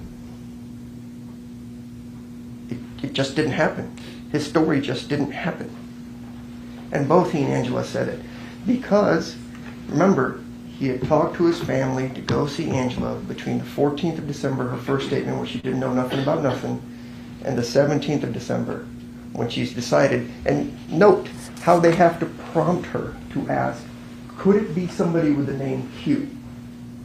And note, they had to ask her, didn't he forget something? Didn't he tell you something that he might have forgotten or something that he needed? They had to prompt her. This is 30 days after that. You don't have to remember the truth. This was the biggest day in somebody's life, you would think. I just killed Dolph. I'm running around, and she can't remember who the guy was that picked up the stuff at pressure room. Oh, well, shocker. There's a few cameras at pressure room. They had the absurdity to tell you, well, do you know how long the camera might be working or how long it records? You know how to find that out? Maybe go there and ask them. We've had Ring cameras and other things like that for a decade. It always goes to the cloud, and most likely it's going to be preserved for a year or so, which is what most businesses would do, especially in a dangerous part of town. And guess what? You have those crazy MPD cameras everywhere. You drive home and you'll see them. It's got the little blue thing coming out of it. I've showed you some of those from right around the area. Nobody checked any of them. You don't have to take my word for any of it, because everything I'm going to tell you is going to be backed up by independent evidence. You don't have to trust me for anything. You don't know me. But I want independent proof before I get in bed with a murderer with a machine gun that shot a guy 20 times in broad daylight, and thank God he didn't kill anybody else in that cookie shot. And this is who they're in bed with.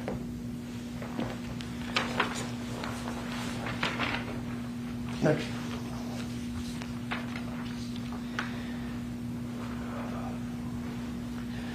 All right. Sorry, I just have to calm myself down. The other things with the shenanigans, as they try to tell you, is when the officer accidentally said, I don't even know if it was Justin something, I think he said that, but he said, AKA Dolph, I'm sorry, not Dolph, Gruck, in that. And Mr. Cornelius says, yeah, I met him through miscellaneous in a moment of weakness. And you know, when I asked about it, you know, you smiled. You have murdered somebody, and we're up here chuckling. The government's chuckling with him, and he's laughing at me, making smirky faces, and says, I saw you on TV. That's the behavior you want from a guy that took a machine gun and murdered people. In fact, his definition is, I didn't shoot that many people because sometimes we didn't get the shots off or the gun yet. And you're going to make a deal. Not a single text message anywhere. Take my word for it. And oh, by the way, I think he's a federal snitch, but I don't know if I believe that or not, because he's never snitched on me. All right, next.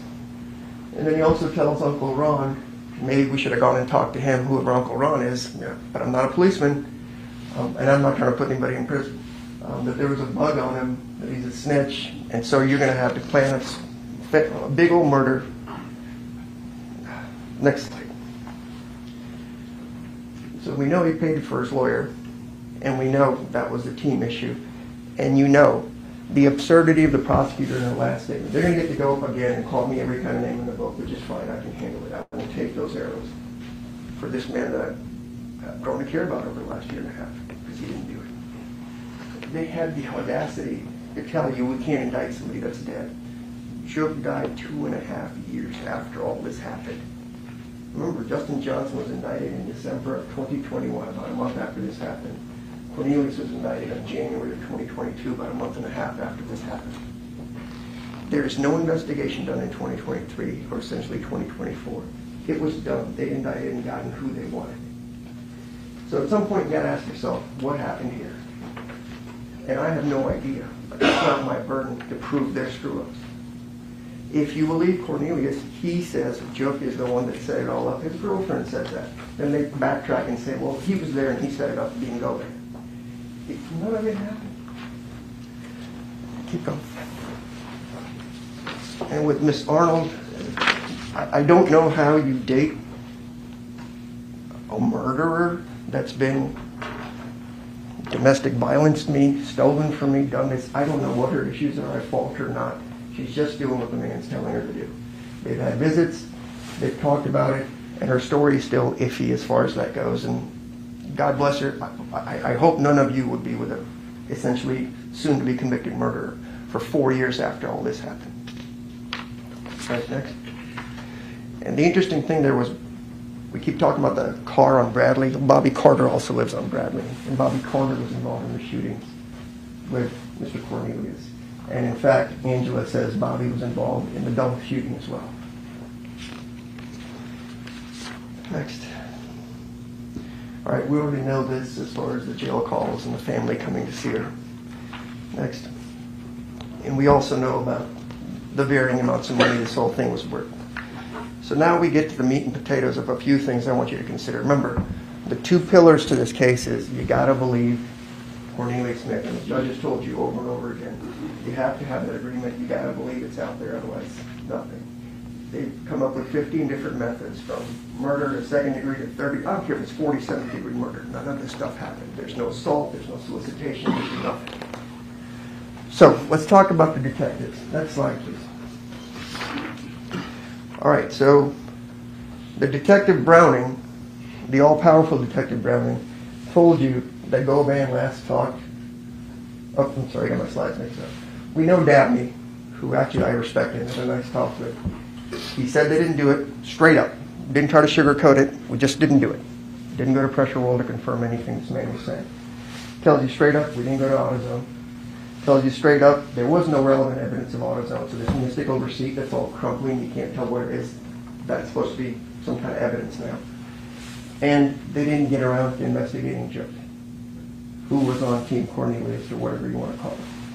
At least he was honest enough to tell you that. Next. So these are the slides you saw yesterday with Detective Browning. And this is where the evil of it all comes in. He did these call detail records for you. And this slide cuts off at 11:16 at 3:01:17. Right? They stopped it right there. I've highlighted for you. That was the slide. You might wonder, Manny, what's the big deal about that? It's just some phone call to somebody, no biggie, right? Yeah, he's talking to Cornelius here, no problem. But guess what? If they would have given you the full story on the slides where they're trying to bias you, next slide, you see, on the same 11:16 at 5:37:15, this is Jook's number, and he spent a 6-minute phone call. It's not on the slide. I had to pull that off the call data records that you're going to have a thumb drive. You will never find it or see it because there's thousands of pages of call information out there. But you see, this thing stops up there at 3 o'clock. They don't tell you this part. That Justin Johnson talked to Jook before the murder and also sent him a turkey emoji. If you are a law enforcement officer, your job is to investigate and the facts go where they may. You don't have a job to convict people. That is why I respect Dabney. He made a mistake, he owned it. Browning is a liar. Pathological liar through and through. Next slide.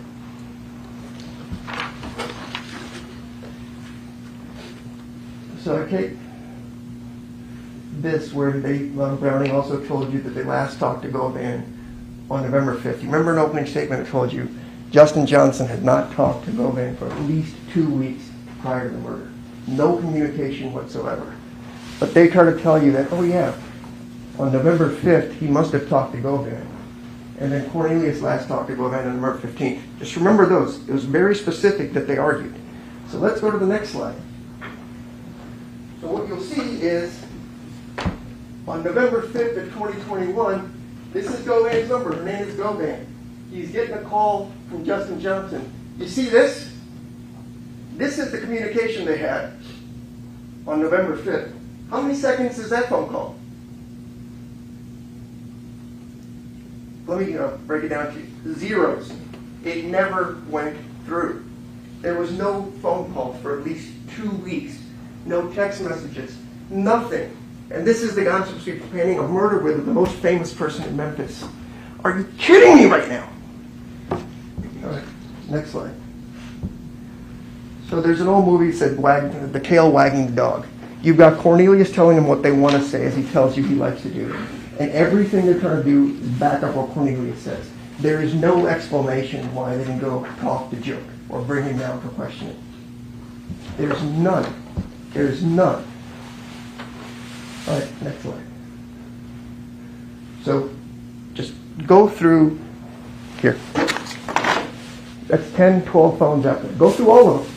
Find me a text message where a single human being tells Hernandez Govan, we need to do something. That's evil, that's violent, that's criminal. Browning told you he just came up with these slides just a day or two before all this happened, because this is 4 years after the fact. And I'm seeing the slides for the first time. And the slides are complete BS, because they keep misleading you about stuff. And so if the incriminating text existed, they would have showed them to you. They've cut off records in half, so you can't see the rest of the story. Go to the next slide. We know he agreed with me that these text messages, there's thousands of them with Justin Johnson. It's about music, because Justin was in videos and all that stuff, and Govan was there. He was a colleague, a friend, whatever you want to call it. That doesn't make you a murder criminal. And we know he talked to Cornelius about pills. 14 communications is what they call it. What they don't tell you is how many of those 14 actually went through. What were the phone call codes? Remember, 11 is important because that goes to voicemail, or it could be two-way, or the call goes through properly. Is it a text message? I don't know. Last night I'm talking to my daughter just about her boyfriend. Between okay, yeah, no problem, I had 16 communications with my daughter in a span of like 3.5 minutes. It doesn't mean anything, and you can't presume you know what the communications are about if, in fact, for the love of God, they even went through. I've already shown you one bald-faced lie by the government right there. There was no call on November 5th. Keep going. So we have the turkey emoji, we have the 6-minute phone call, and you know this secretive plan, PRE, as his bodyguard told you, this is social media. They do this every year. This is what they do. Remember, he's a man of the community. They put it out there. Everybody knows they're doing turkey emojis every year. Most of you probably know about this. Next. All right, skip this. Let's go to the next one. And then we have this. It's not anything I could get voluntarily out of that man. We had to press and press and press to show that Justin Johnson already knew Jook. Didn't need our guy to do any of it. That is why you will never see a single text message of any incriminating nature. Because I can promise you, had it said anything, a comma out of place, they would have it plastered up here on a board saying, see, we got him, we got him. Next. All right, so Garner, he said, MPD asked me to do what? Location analysis on a couple of phones, Justin's and Cornelius's. All you have to do is plug in a number on a computer. We could have done it. Hey, it's called just pinging off pressure wounds. Maybe more believable. Even if you choose not to go there, you could just ping it. You don't need the actual phone if you've gotten rid of it, because you can just order the CDRs from the phone company, as he told you. He did cell phone tower analysis for a very short amount of time, and then it just stops. Is this kind of investigation in Memphis we call sufficient to put somebody in prison for life? And none of the other phones were done. Where was Jook? Hell, where was anybody else in this case? Right? All right, we've got this, so covered that. Go next. We covered the AutoZone thing. I just respectfully ask, if the audacity to put a crumpled receipt in front of you that you can't read and just say, Detective Browning, I just know this now. It is not mentioned in any police report anywhere. As I asked him, he couldn't answer the question. But now suddenly it shows up in the phone. We know Dabney knew this was garbage because they talked about the auto part from earlier. You can't put a date, time, place on it. It's all what they call red herrings to mislead you.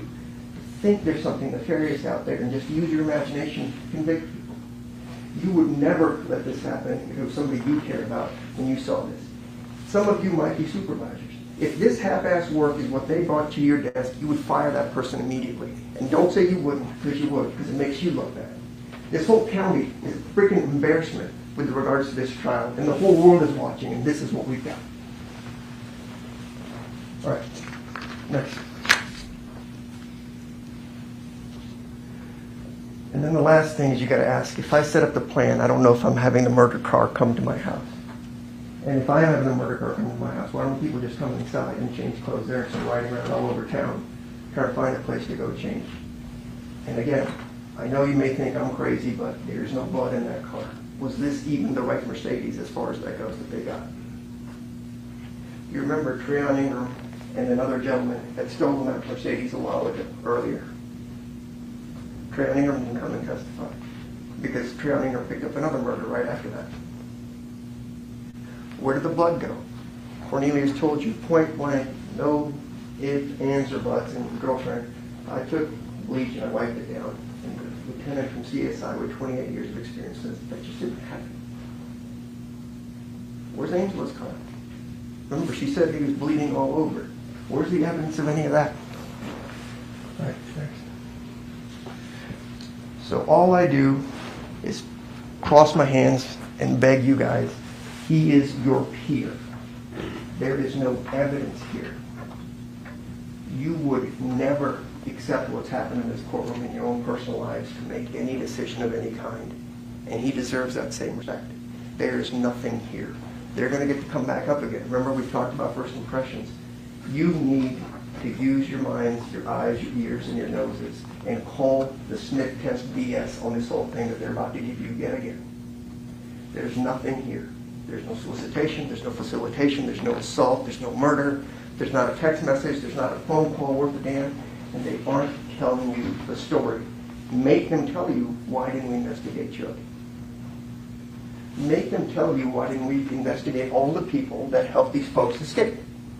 And if you want to talk about conspiracy, how did he conspire or solicit Justin Johnson? Have you heard anything about that? Who's Jamarcus Johnson? Have you heard a single word out there? They're all together in a conspiracy. All you have is Cornelius' word. He's the linchpin of this whole case, and none of us would trust him. And we sure as hell wouldn't loan him money. And then we have phone records that actually exculpate him. But if you make it all nefarious and have a sleazy detective get up there and talk about it, it sounds pretty good. He didn't do it, but you don't have to take my word for it. He didn't prove it.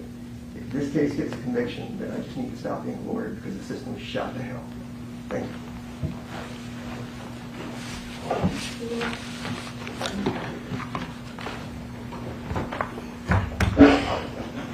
Need to switch to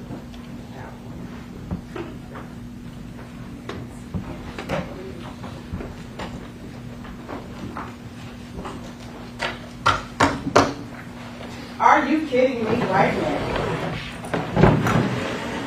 Spencer just called the whole city of Memphis stupid and dumb.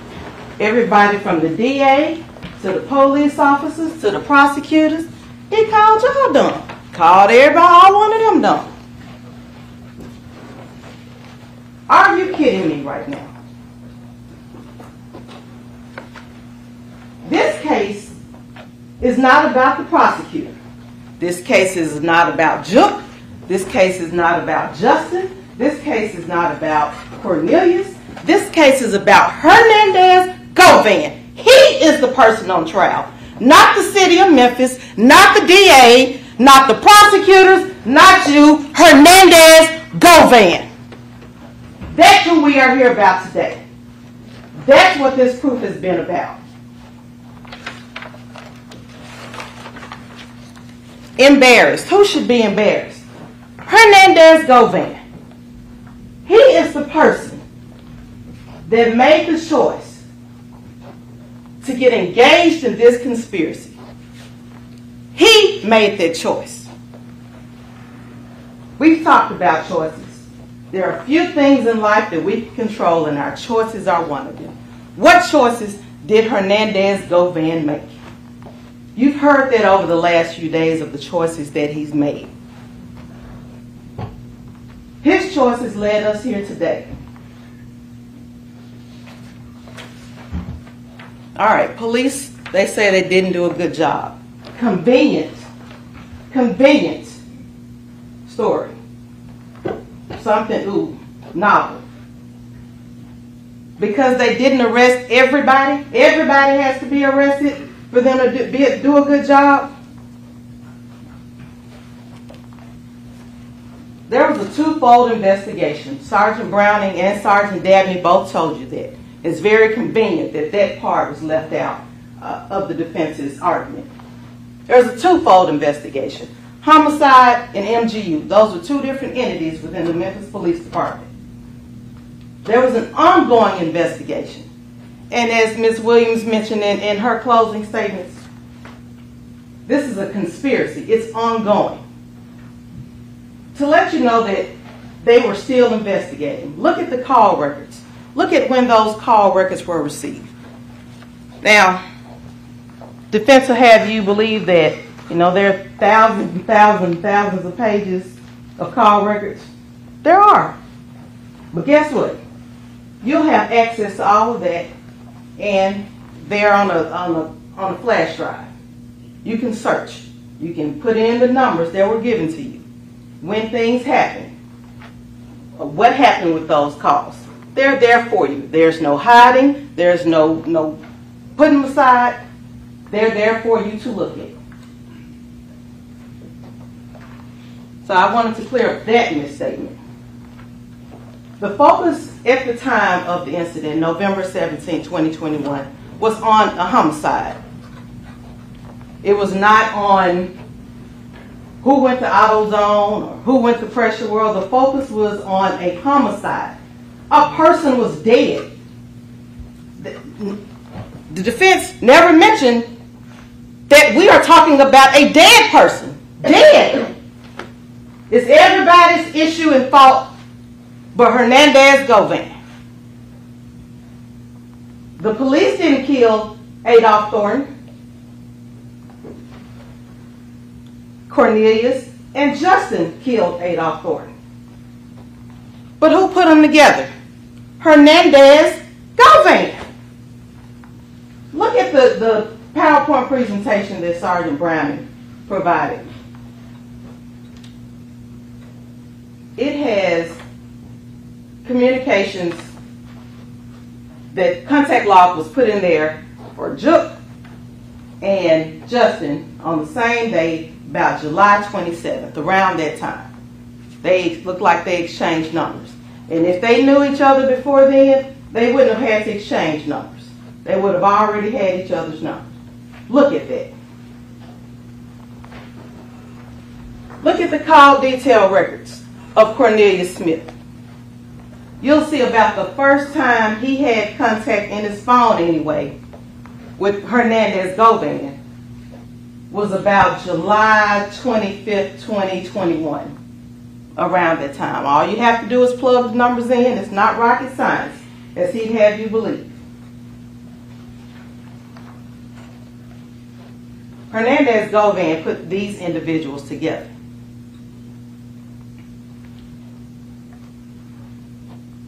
In Govan's investigation, Govan's role in this conspiracy, as far as MPD was investigating, really didn't start until Angela Arnold gave a statement.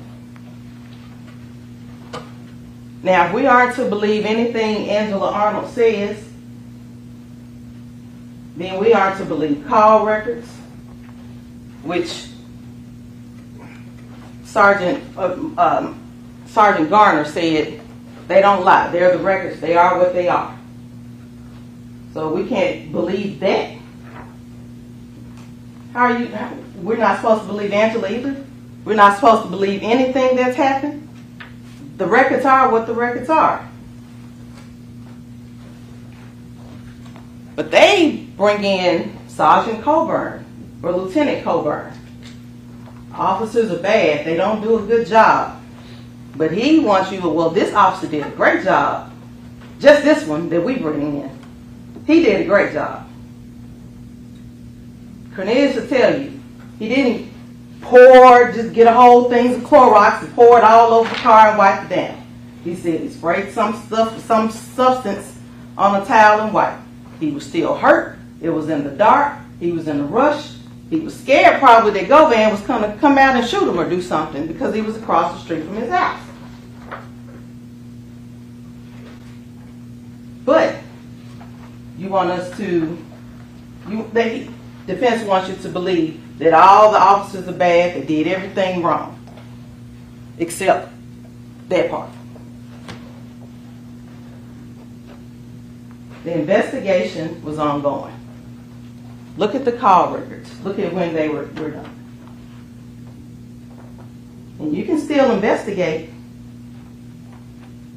And because you want someone arrested tomorrow, it doesn't mean the evidence is all there. At this point, Jook is dead. Bobby Carter's dead. Joshua Taylor's dead. We can't arrest them. We're not digging them up from the ground. They are dead. That point is dead.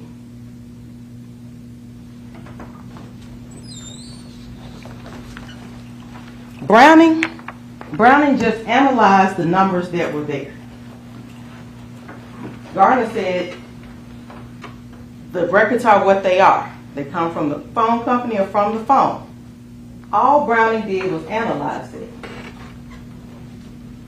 To say, hey, these many calls came from this individual, this many contacts. That's all Browning was brought here to testify about.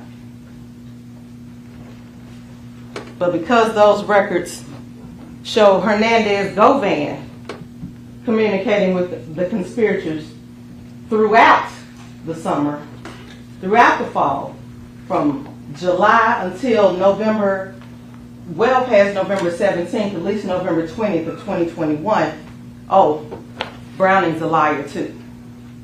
And when all he did was analyze the records. The records were made by Mr. Govan.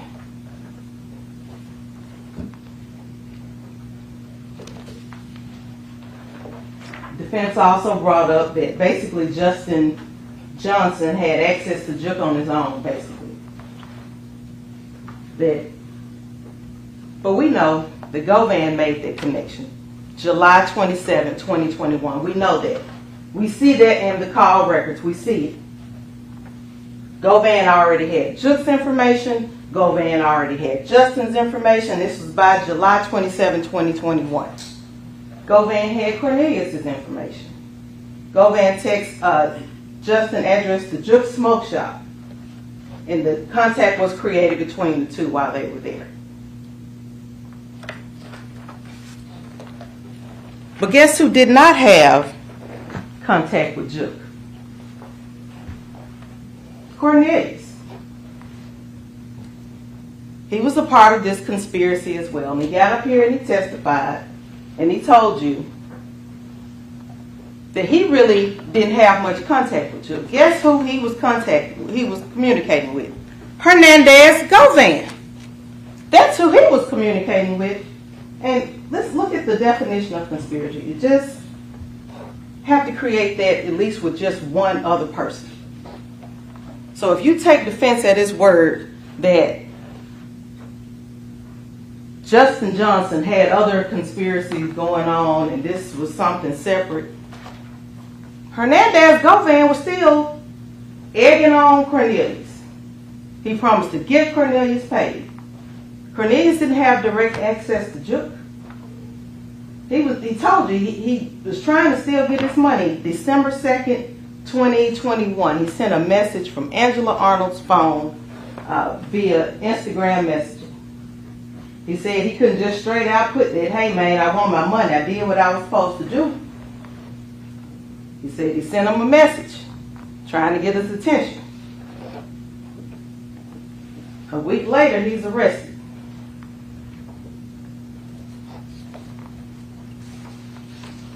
But Hernandez Govan was the link between all of them. Hernandez knew Jook. Even if the order, if it did, that's still being investigated. But if the entire hit came from Jook, it was communicated to Govan, who then put it out to Justin and Cornelius. Hernandez Govan did that.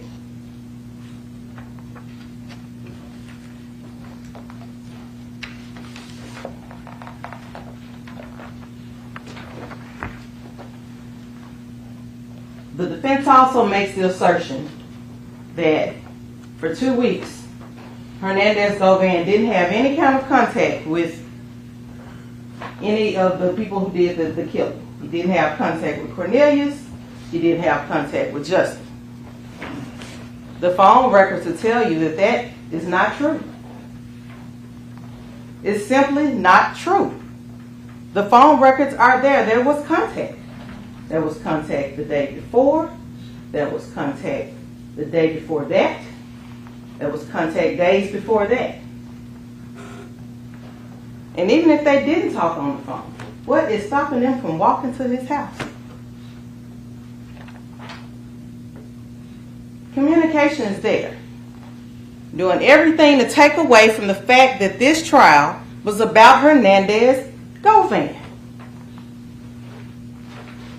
And there's nothing that says, okay, if we don't talk within 2 weeks, that all of this is out the window. Nothing in the jury instructions that the judge gave you or read to you said, all right, this conspiracy ends if we don't talk in a week. This is not girlfriend and boyfriend stuff. This conspiracy was ongoing. Hernandez Govan is just trying to pull himself away at this point. But this, Justin and Cornelius, they were put together by Govan. It's been reiterated several times. All right, even if you believe what the defense says, say Justin was conspiring with others. Okay, two things could be true at the same time. But what we do know, that shortly before the turkey drive, Cornelius said that Hernandez Govan called him and Justin together and was like, hey, y'all know this turkey drive getting ready to come up. Y'all ready? Y'all ready to make this money? Y'all ready to do this? Cornelius told us that. The call records, they show that there was some communication shortly before the turkey drive, the week before Thanksgiving. And Govan just reminded them, this is your mission. This is what you're supposed to do. If you want this bread, you need to make it happen. You need to make sure that you take care of that bounty that's been out there. You need to make sure this is what you do. So Justin chose, even if there were other conspiracies, just if there were other conspiracies on the side, on November 16, 2021, Justin Johnson chose Cornelius. He chose Cornelius. The same Cornelius that he was introduced to through Hernandez Govan. That same day, Justin Johnson sent Jook a turkey text. It's the same text that defense has entered into evidence. He sent that on November 16th. Defense just showed you there was some communication with Jook on November 16th.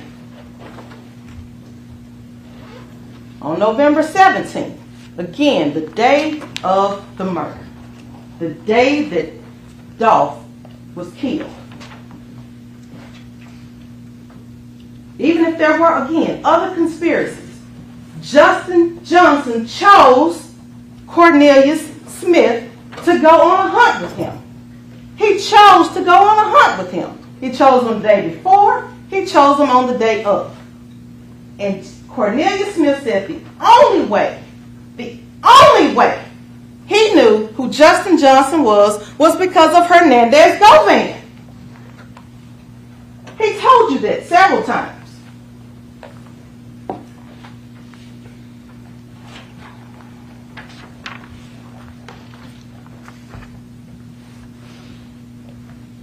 Then we talk about Cornelius. Let's talk about his testimony. Cornelius was the state's witness. Prosecutors are probably not going to be hard in screaming at their own witnesses. The point is to get the witness to talk so that you, the jury, can understand what's going on. They're a witness. Cornelius, at this point, has already testified in a previous trial. He has no reason to come in here and lie to you about what he did. He said and told you, as you watched the video of the murder of Adolph Thornton, he told you, that's me with the big gun that killed him. Now, if any part of that is, if he's to lie about, why lie about him killing somebody? That's where you lie at.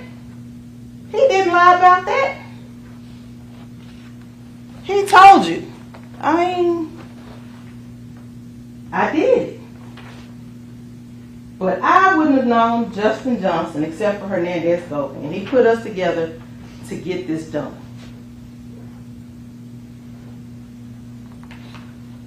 He told you, the defense attorney, at least several times, that he was under the influence.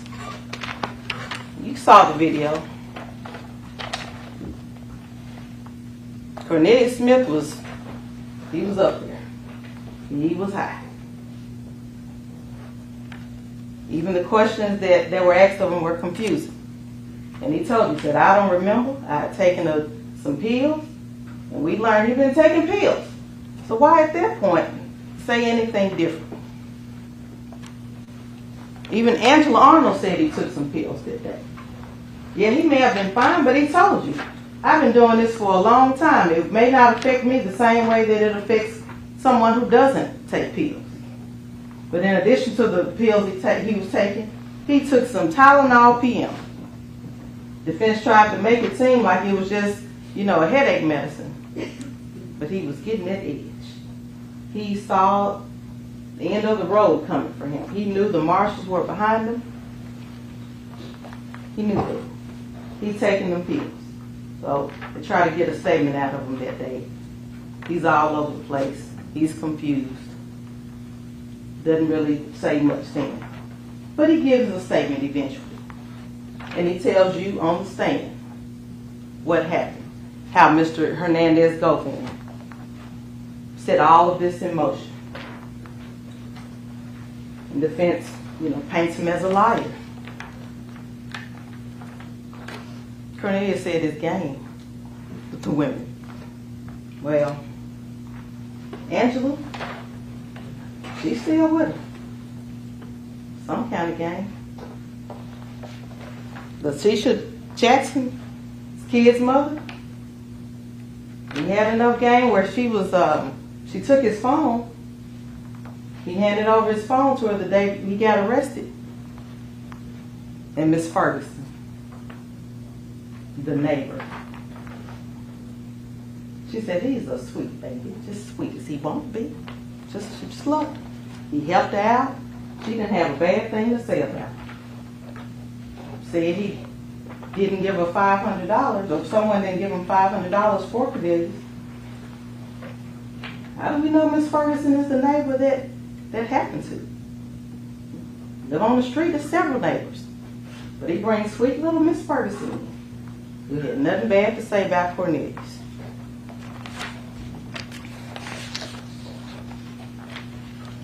Cornelius, this testimony was backed up by Angela, by the evidence in phone records, by the murder, All of that is backed up.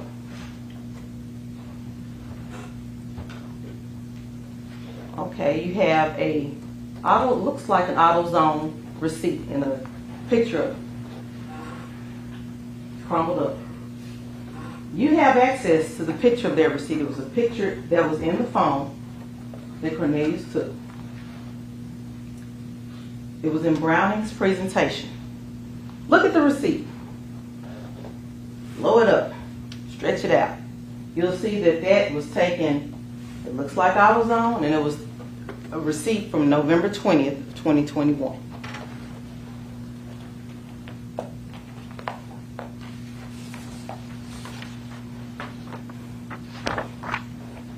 In the end,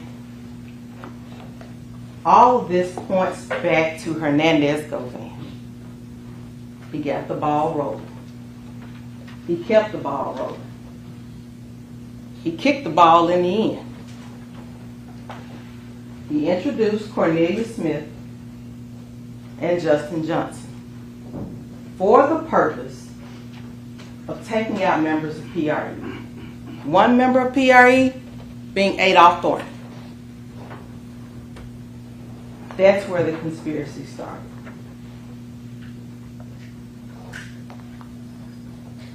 Again, all fingers point back to Hernandez Govan. Justin, Hernandez Govan. Cornelius, Hernandez Govan. Jook, as the defense keeps wanting to throw out, Hernandez Govan.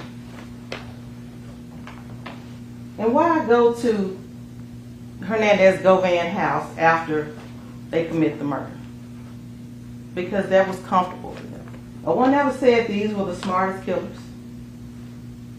They didn't plan on getting shot. That wasn't part of the conspiracy. When we get shot, we're going to go here. But they'd already had the getaway car at Hernandez Govan house. So they originally met at Hernandez Govan house back in July. If they would ever meet up during the time of the conspiracy, from June of 2021 until March or whenever they were arrested, they would meet at Hernandez Govan's house. Want to go shoot a video? Go to Hernandez Govan's house. They're all in the video. Park your getaway vehicle? Go to Hernandez Govan's house. Park your murder vehicle. Hernandez Govan, that's the person.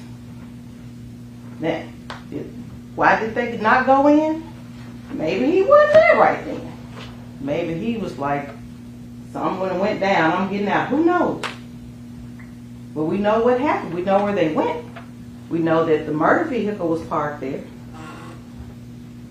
We know that the getaway truck that they used to get somewhere else was parked in front of Govan's house. We know that.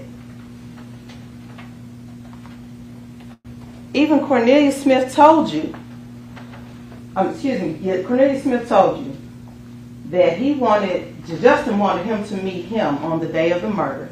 He wanted him to meet at Govan's house. Cornelius said he couldn't get over there. So Justin came and picked him up. Again, all of this going back to Hernandez Govan. As much as the defense tried to deflect and get you to choose different deflections, it all points back to Hernandez Govan.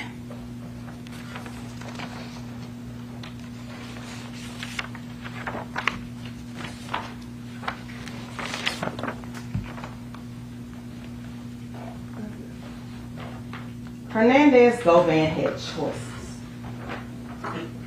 He chose to bring Cornelius and Justin together. He chose to encourage them to have a hunt, to go on a hunt. PRE members, but the biggest bounty was Dolph. He knew that Cornelius had a drug habit and that he needed money. And he played upon that. He preyed upon that. And he put him together with someone who was just as hungry for him.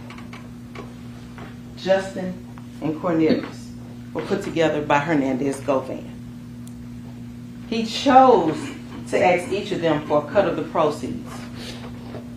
He chose conspiracy. Hernandez Govan chose murder. Adolph Thornton will never get to experience many of the things we take for granted in getting old. He will never get to experience gray hair. He will never get to experience wrinkled skin or crackling knees. He didn't get to choose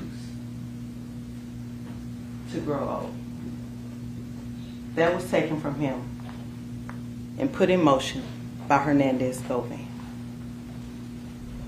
You, the jury, you have a choice. The choice is now yours. You have a choice in whether you hold Hernandez Govan accountable for his role in this murder, for his role in this conspiracy. And I ask that you choose to find Hernandez Govan guilty of murder in the first degree and guilty of conspiracy. Thank you. All right, ladies and gentlemen, I'm picking up on page 27. Deliberation, order of consideration. In reaching your verdict, you shall first consider the offense charged in the indictment. If you unanimously find the defendant guilty of that offense beyond a reasonable doubt, you shall return a verdict of guilty for that offense. If you unanimously find the defendant not guilty of that offense, or have a reasonable doubt of the defendant's guilt of that offense, you shall then proceed to consider whether or not the defendant is guilty of the next lesser included offense in order from greatest to least within that count. You shall not proceed to consider any lesser included offense until you have first made a unanimous determination that the defendant is not guilty of the immediately preceding greater offense, or you unanimously have a reasonable doubt of the defendant's guilt of that offense. If you have a reasonable doubt of the guilt of the defendant as to all offenses charged and included in that count, you shall return a verdict of not guilty and proceed to the next count. Verdict. Count 1. The charged offense in the first count of the indictment is conspiracy to commit first-degree murder. The lesser included offenses in order of consideration from greatest to least are facilitation to wit, conspiracy to commit first-degree murder, solicitation to wit, conspiracy to commit first-degree murder, and accessory after the fact to wit, first-degree murder. Count 2. The charged offense in the second count of the indictment is first-degree murder. The lesser included offenses in order of consideration from greatest to least are second-degree murder, facilitation to wit, first-degree murder, facilitation to wit, second-degree murder, solicitation to wit, first-degree murder, solicitation to wit, second-degree murder, aggravated assault, facilitation to wit, aggravated assault, accessory after the fact to wit, first-degree murder, assault.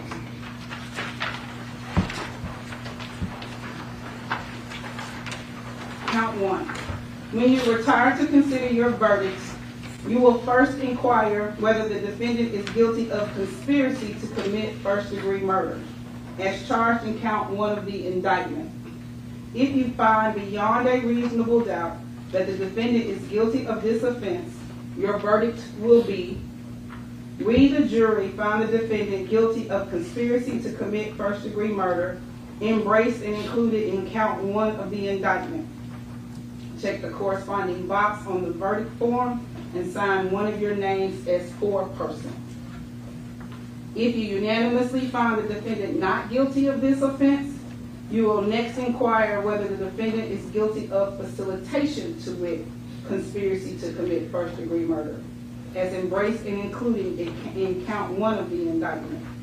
If you find beyond a reasonable doubt that the defendant is guilty of this offense, your verdict will be, we the jury find the defendant guilty of facilitation to wit, conspiracy to commit first-degree murder, embraced and included in count 1 of the indictment. Check the corresponding box on the verdict form and sign one of your names to the verdict as foreperson. If you unanimously find the defendant not guilty of this offense, you will next inquire whether the defendant is guilty of the next lesser included offense in order of consideration from greatest to least. If you find the defendant is guilty of a lesser included offense, your verdict will be, we the jury find the defendant guilty of, placing that offense in that blank, embraced and included in count 1 of the indictment.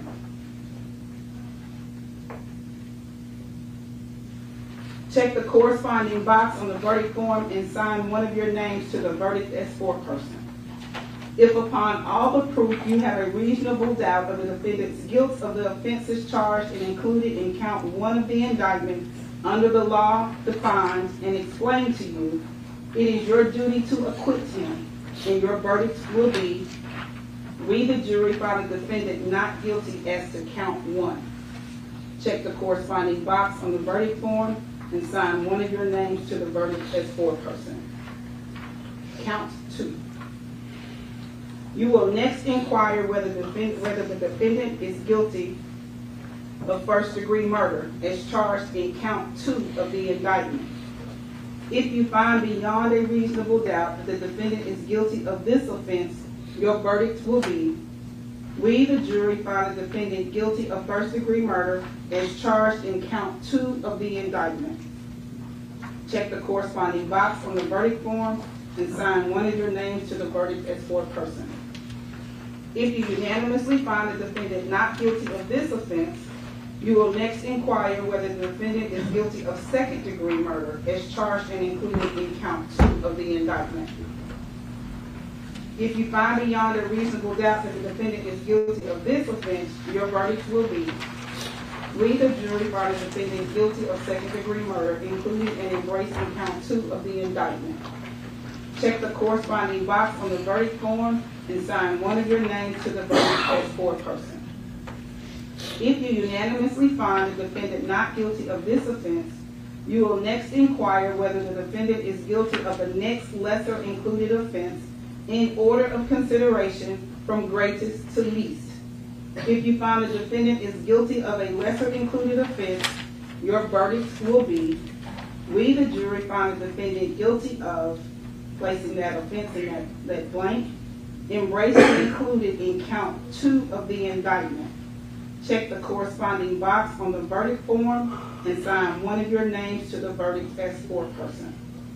If upon all the proof you have a reasonable doubt of the defendant's guilt of the offenses charged and included in count 2 of the indictment under the law defined and explained to you, it is your duty to acquit him, and your verdict will be, we the jury find the defendant not guilty of count 2 of the indictment. Check the corresponding box on the verdict form and sign one of your names to the verdict as foreperson.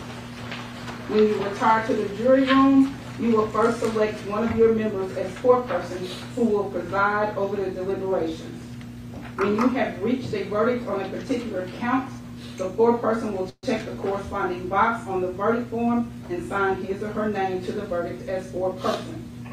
Take the case, consider all the facts and circumstances fairly and impartially, and return to the court with verdicts that truth dictate and justice demand.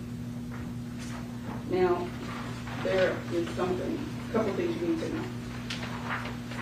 Pages 33, 34, and 35 are your verdict forms. So I kept referring to check the corresponding box. These are the corresponding boxes. You got count 1 and 2 pages for count 2. Okay?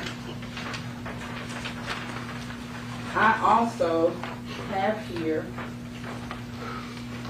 the official copy of the jury charge. There are a couple of minor changes that I've made, like I caught one misspelled word, a couple of misspelled words, and I've made those changes on here. Nothing that's going to change it substantively. But the official copy is going to go back to the back. Please do not write on it. Feel free to write on your own copy. Just use this as the official copy if there's any discrepancy on what you may have with you. Okay, so this is the official copy. So is everybody in a good position to deliberate? No issues with the court we know about? All right, so we shall choose 4 alternates.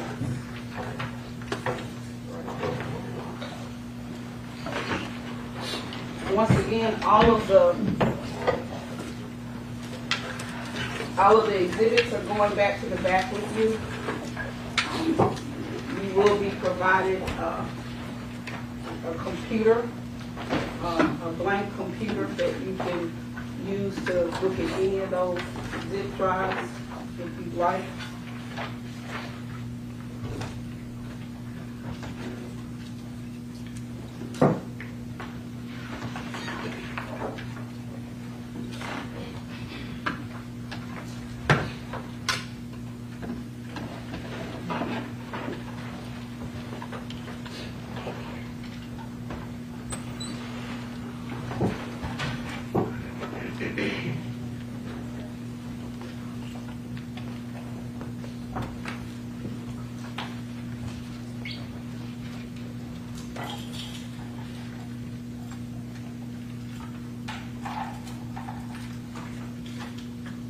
Miss Stacy,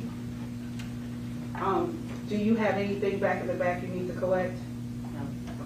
If you'll just stay right where you are, please.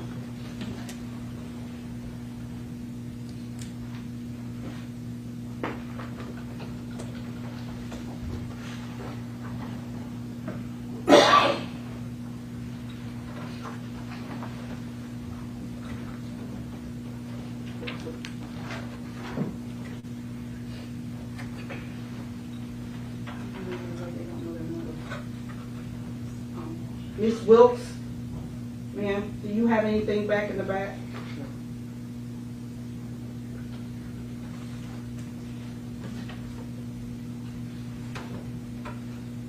Mr. Cobb, do you have anything back in the back? Just a book. You want to go get it now?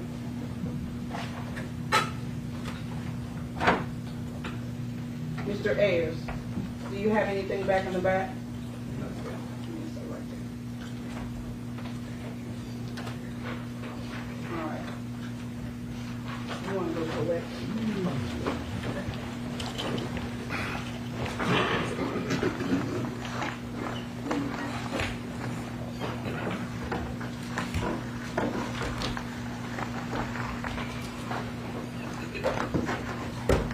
Have any questions, please write them down and turn on the lights. And,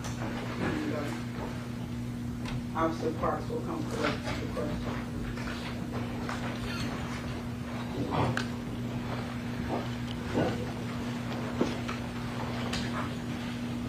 George, you are excused to deliberate. Alternate standing.